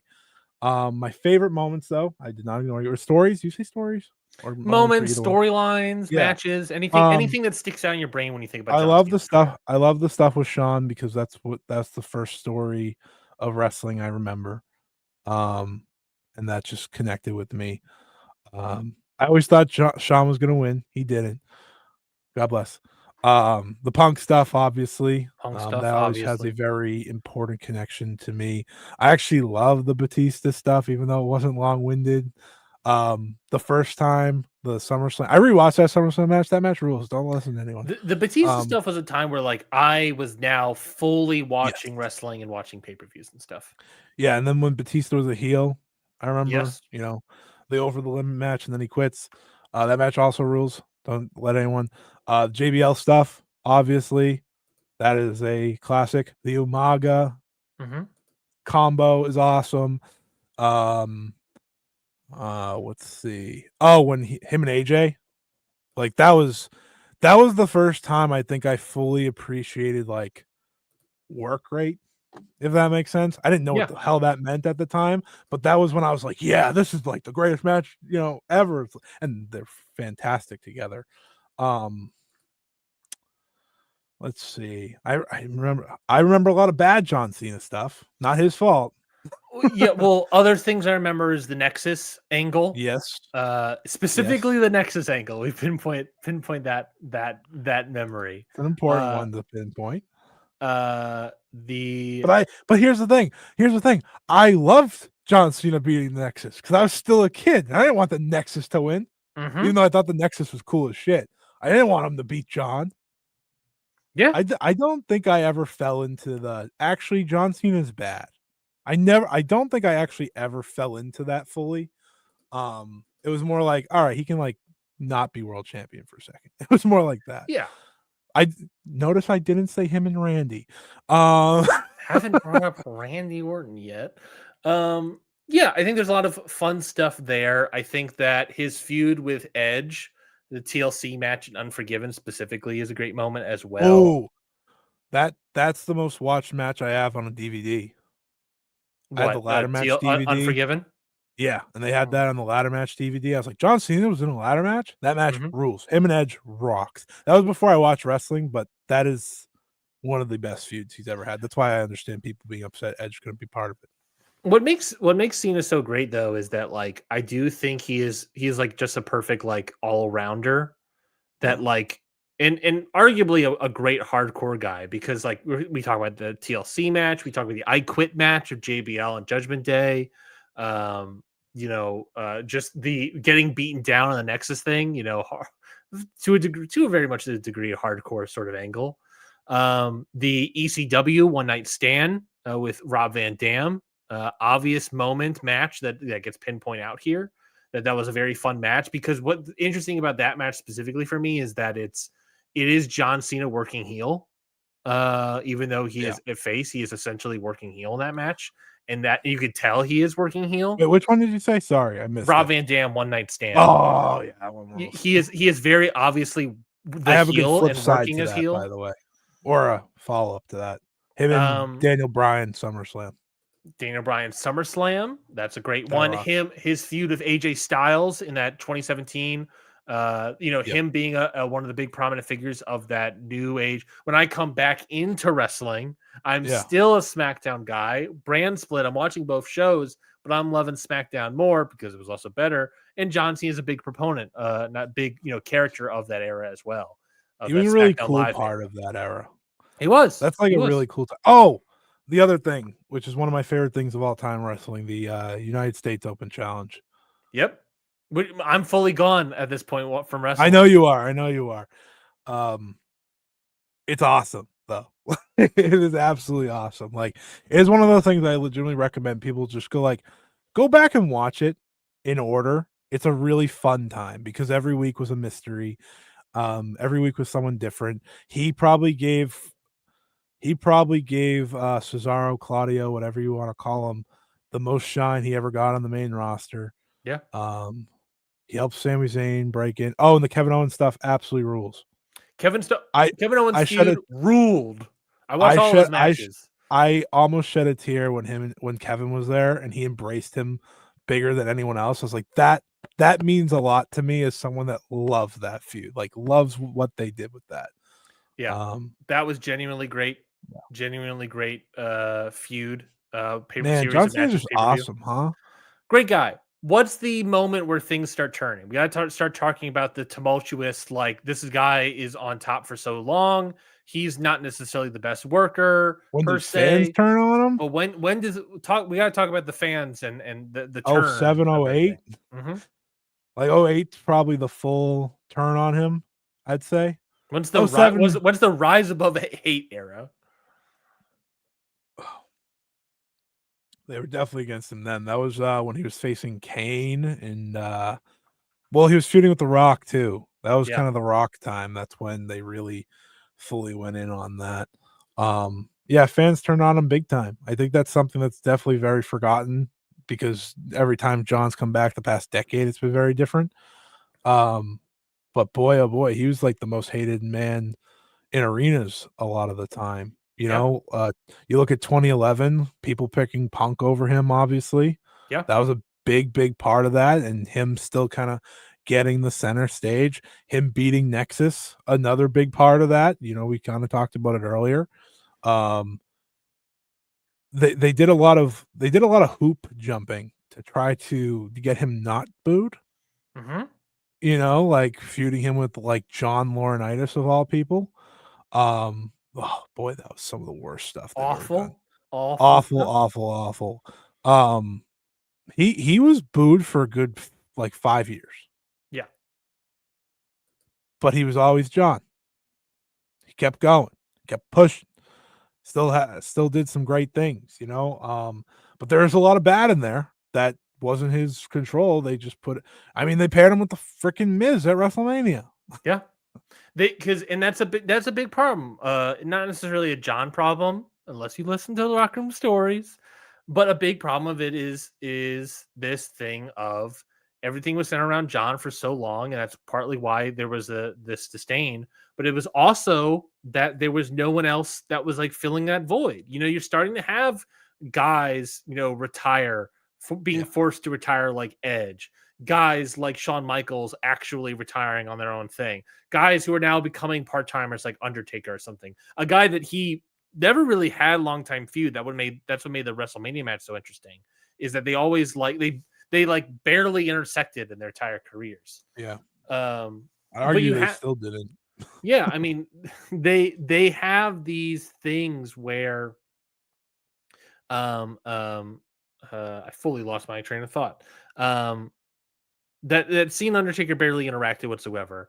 And the issue of the day at that point in time is that, like, look, there's just nothing to really face with John. And when a bunch of people go down, you have like R-Truth at Capital Punishment or The Miz at WrestleMania. And you're sort of like, well, what are we gonna do around here? The roster was very barren once upon a time, you know, like it's always funny when you look back at it. It's like, well, John could have put this person over, John could have put that person over.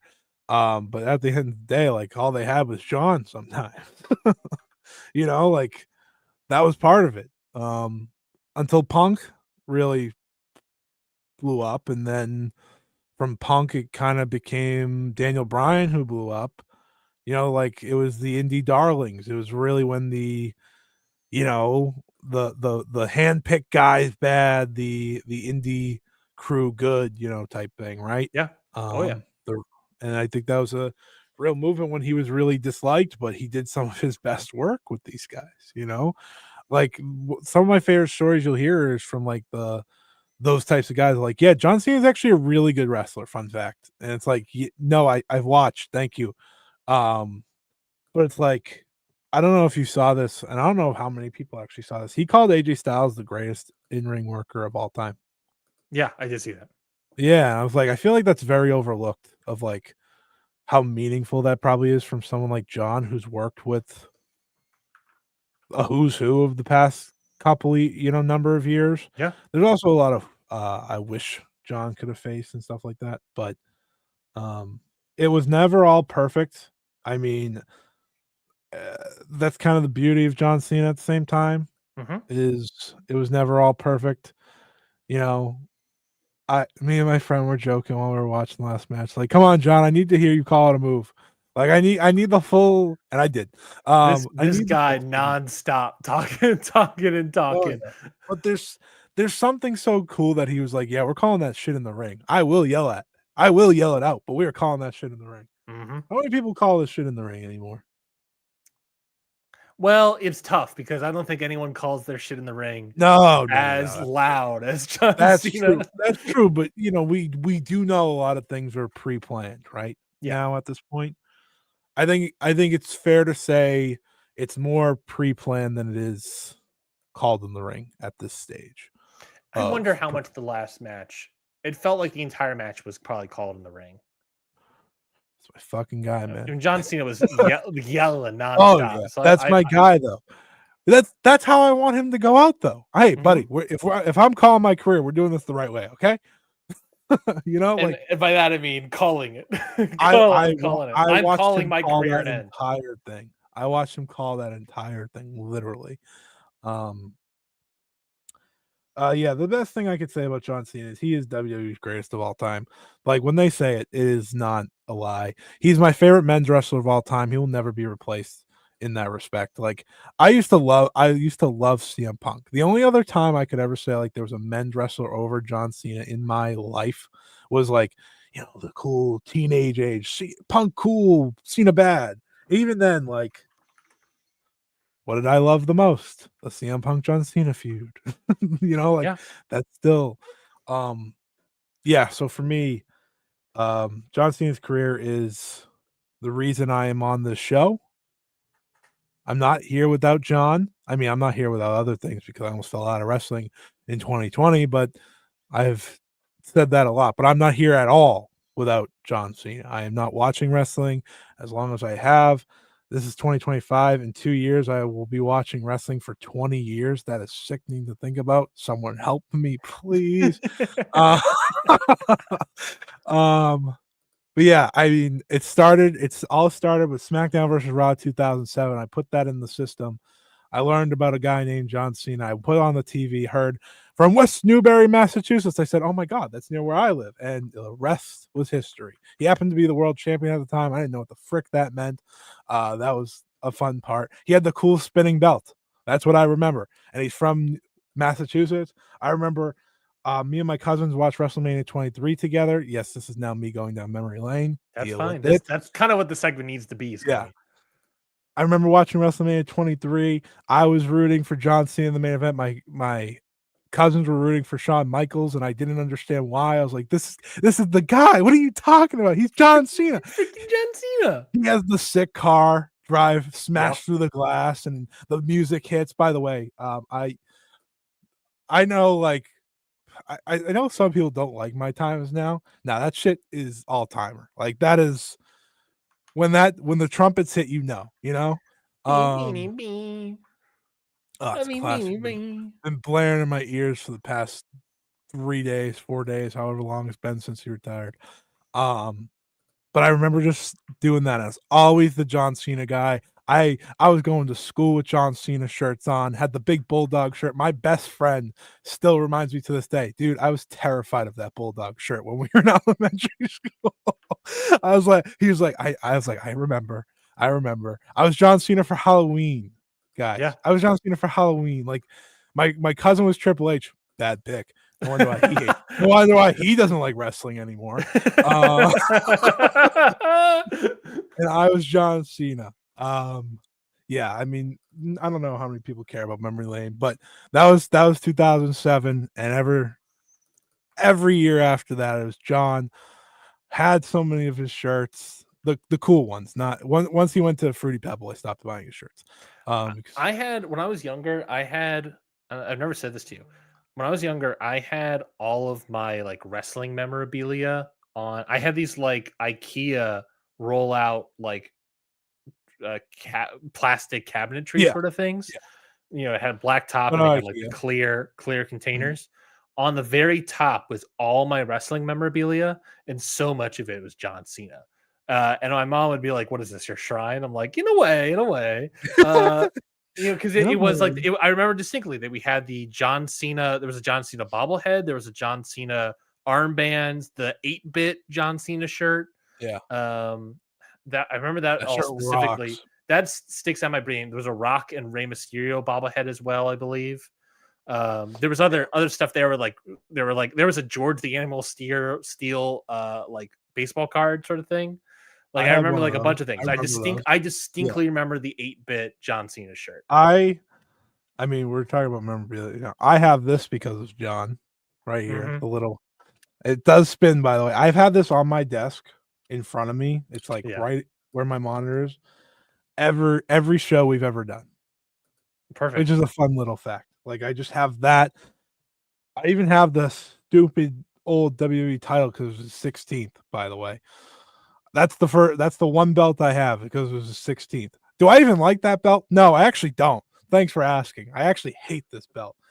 Um, but it was John Cena 16th, Yeah. and that was the one at the time. I wish I bought the spinner, but I digress. That's neither here nor there. I still would, by the way. Hmm. If it ever went on sale, I will never pay $600 for a fake piece of metal.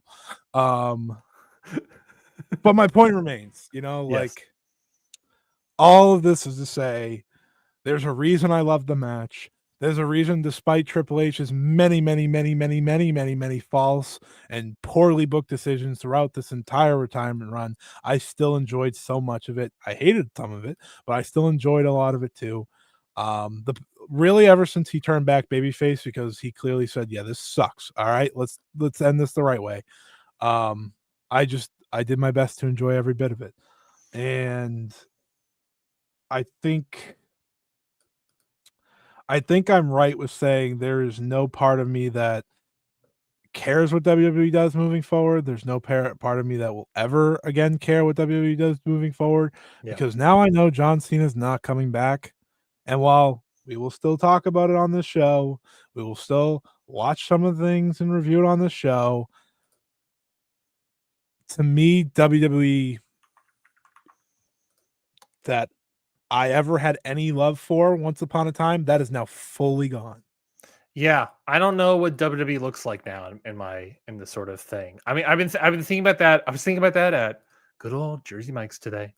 Mm, Um, where I was just sort of thinking about like, that idea of what does our show look like in the next year? Because it was just sort of like thinking about like, we should talk about what the best in the globe to a degree. We talk about our show has always been like we talk about everything, but I was like, should we talk about the bestest in the globe? And I'm like, to me, the best in the globe is CMLL, Stardom, probably right now, and I guess whatever we're going after. And then it's like, yeah, there are things like to the things of like, we should really like flip the methodology of like, we're talking so much about WWE and AEW, and those are obviously fun things to talk about as well. We can keep talking about those sort of things, but like making an effort to talk more about Joshi and talk, but even though I know that's your beat and people, you already do that a lot, but talk about CMLL since they're doing so right. great and Hey, scouring, and looking for what's I'll great. make sure that might happen. Thank you, Triller. No, I that's one of the fun things for me now. A lot of this was waiting till John retired Yeah. to now dissect what we actually cover because now for me, I have outside of like a few wrestlers, I don't have anything fully pulling me into American wrestling outside of a few wrestlers. I'll be honest, I'm watching the C2 right now. Not feeling anything, which is again a me problem more so. Um, there'll be a match that I'm sure I'll be like, holy shit, sooner rather than later. Yeah. But like for example, I'm kind of very tired of like Takeshita, for example. I realized that the other day as well. I still Oh, think he's a okay. great wrestler. I'm not I still crazy. think he's Oh a yeah, great no, wrestler, obviously, but it is this thing of like, all right, yeah.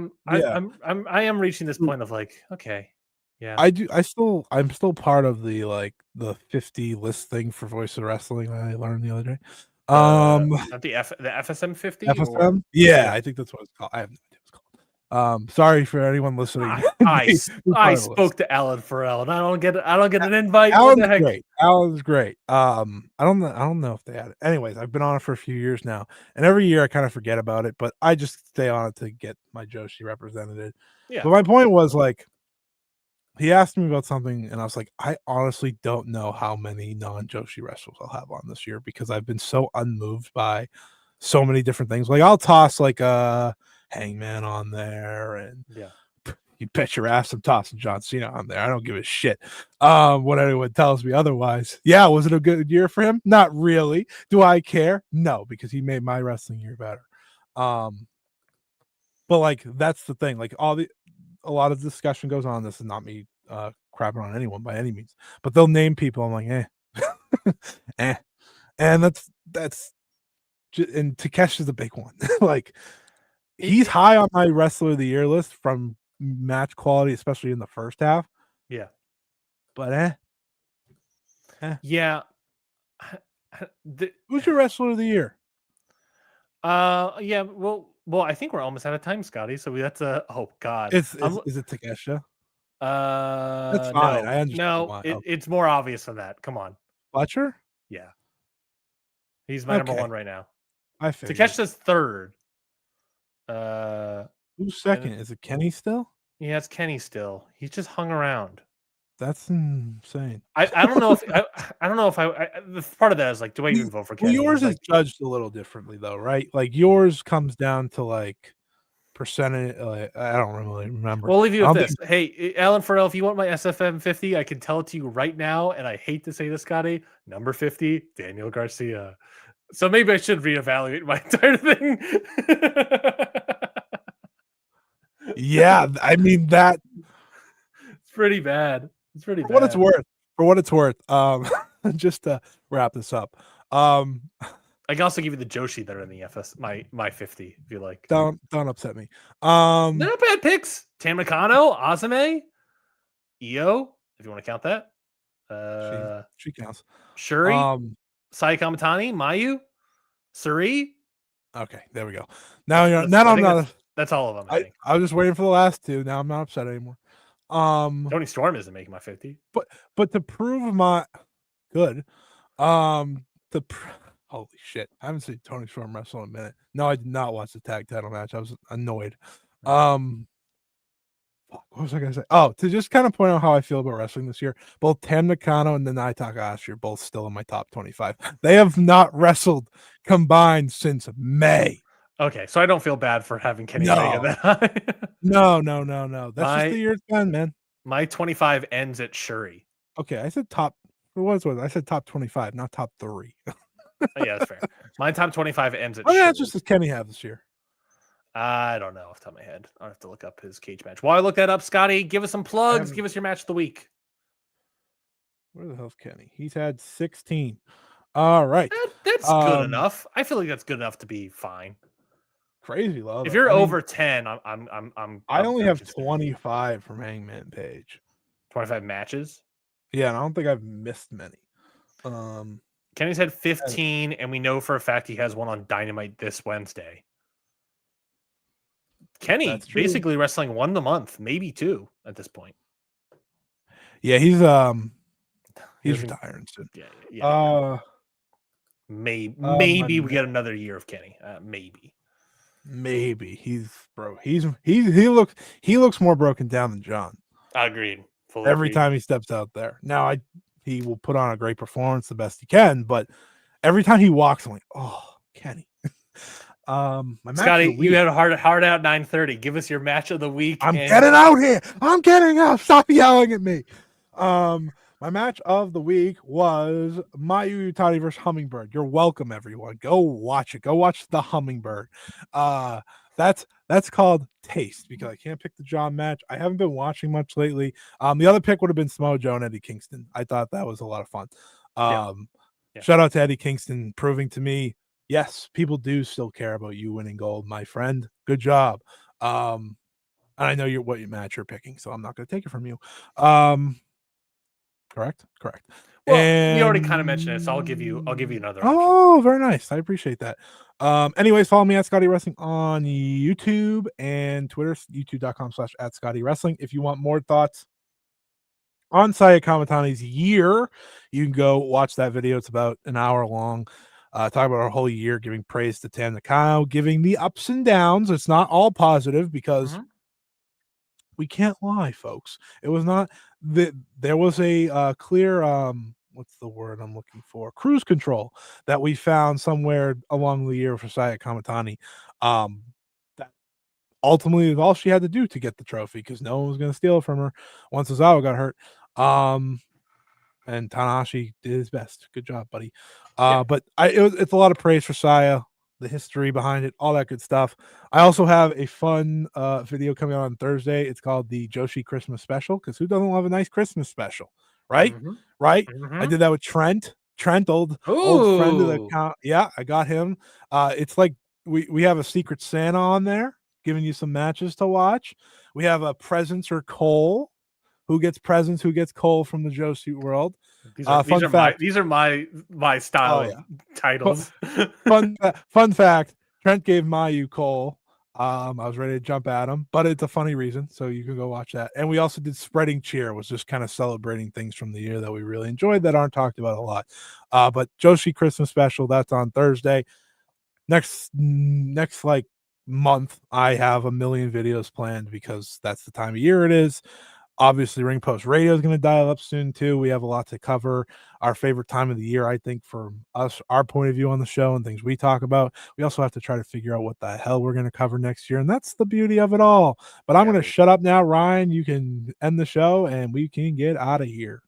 My match of the week, obviously, it's Mike Bailey versus Kyle Fletcher, but I'll be outside the dock. That Dynamite show, real quickly, Dynamite in Atlanta was a lot of fun. Go check it out if you haven't. I thought it was a really great show, top to bottom for the most part.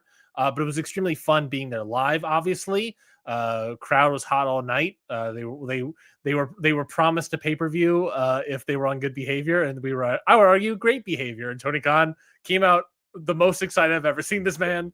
So I think it's plausible. So that'd be fun. I love to go back to State Farm Arena. So if I'm not picking that one, which of course Mike Bailey, Kyle Fletcher, I'm going to be outside the box talking about this match. Haven't seen this company a little bit just because of my schedules. CMLL had their Viernes Espectacular. And of course, I'm going to pick the main event CMLL World Light Heavyweight Title match between Mystico and Soberano Jr. I haven't watched it yet. Very good.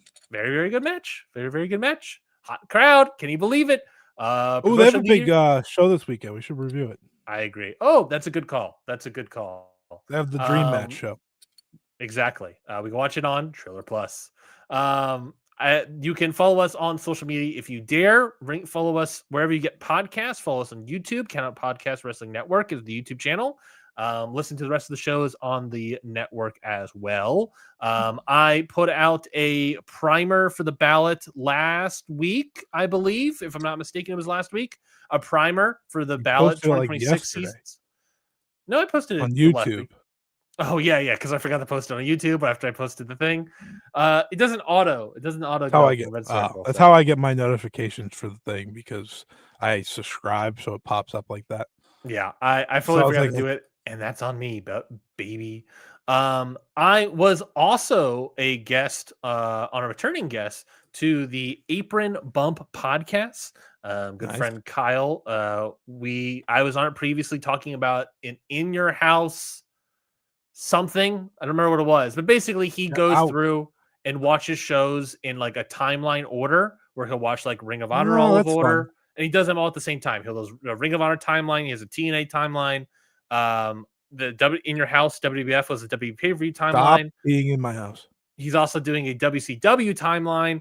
So we watched Halloween Havoc 1997. That is the main event being Hulk Hogan versus Roddy Piper in a steel cage match, being an awful match. But what is the most memorable moment? That Ray and Eddie is Rey Mysterio versus Eddie Guerrero. Yeah, that match fucking rocks. So I give a lot of opinions about it. I give a lot of praise to Mike Tenay in that match as well. why that match works on so many levels. So if you want to hear me give praise to a match on their level of execution, go listen to the Apron Bun podcast. I believe the episode is going to come out tomorrow as we're recording this. So it comes out this Wednesday, the 17th. So listen to that wherever you get podcasts.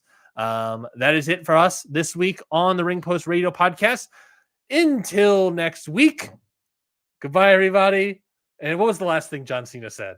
We should do real quick bow. We do a deep bow, deep bow to the audience, and then we salute.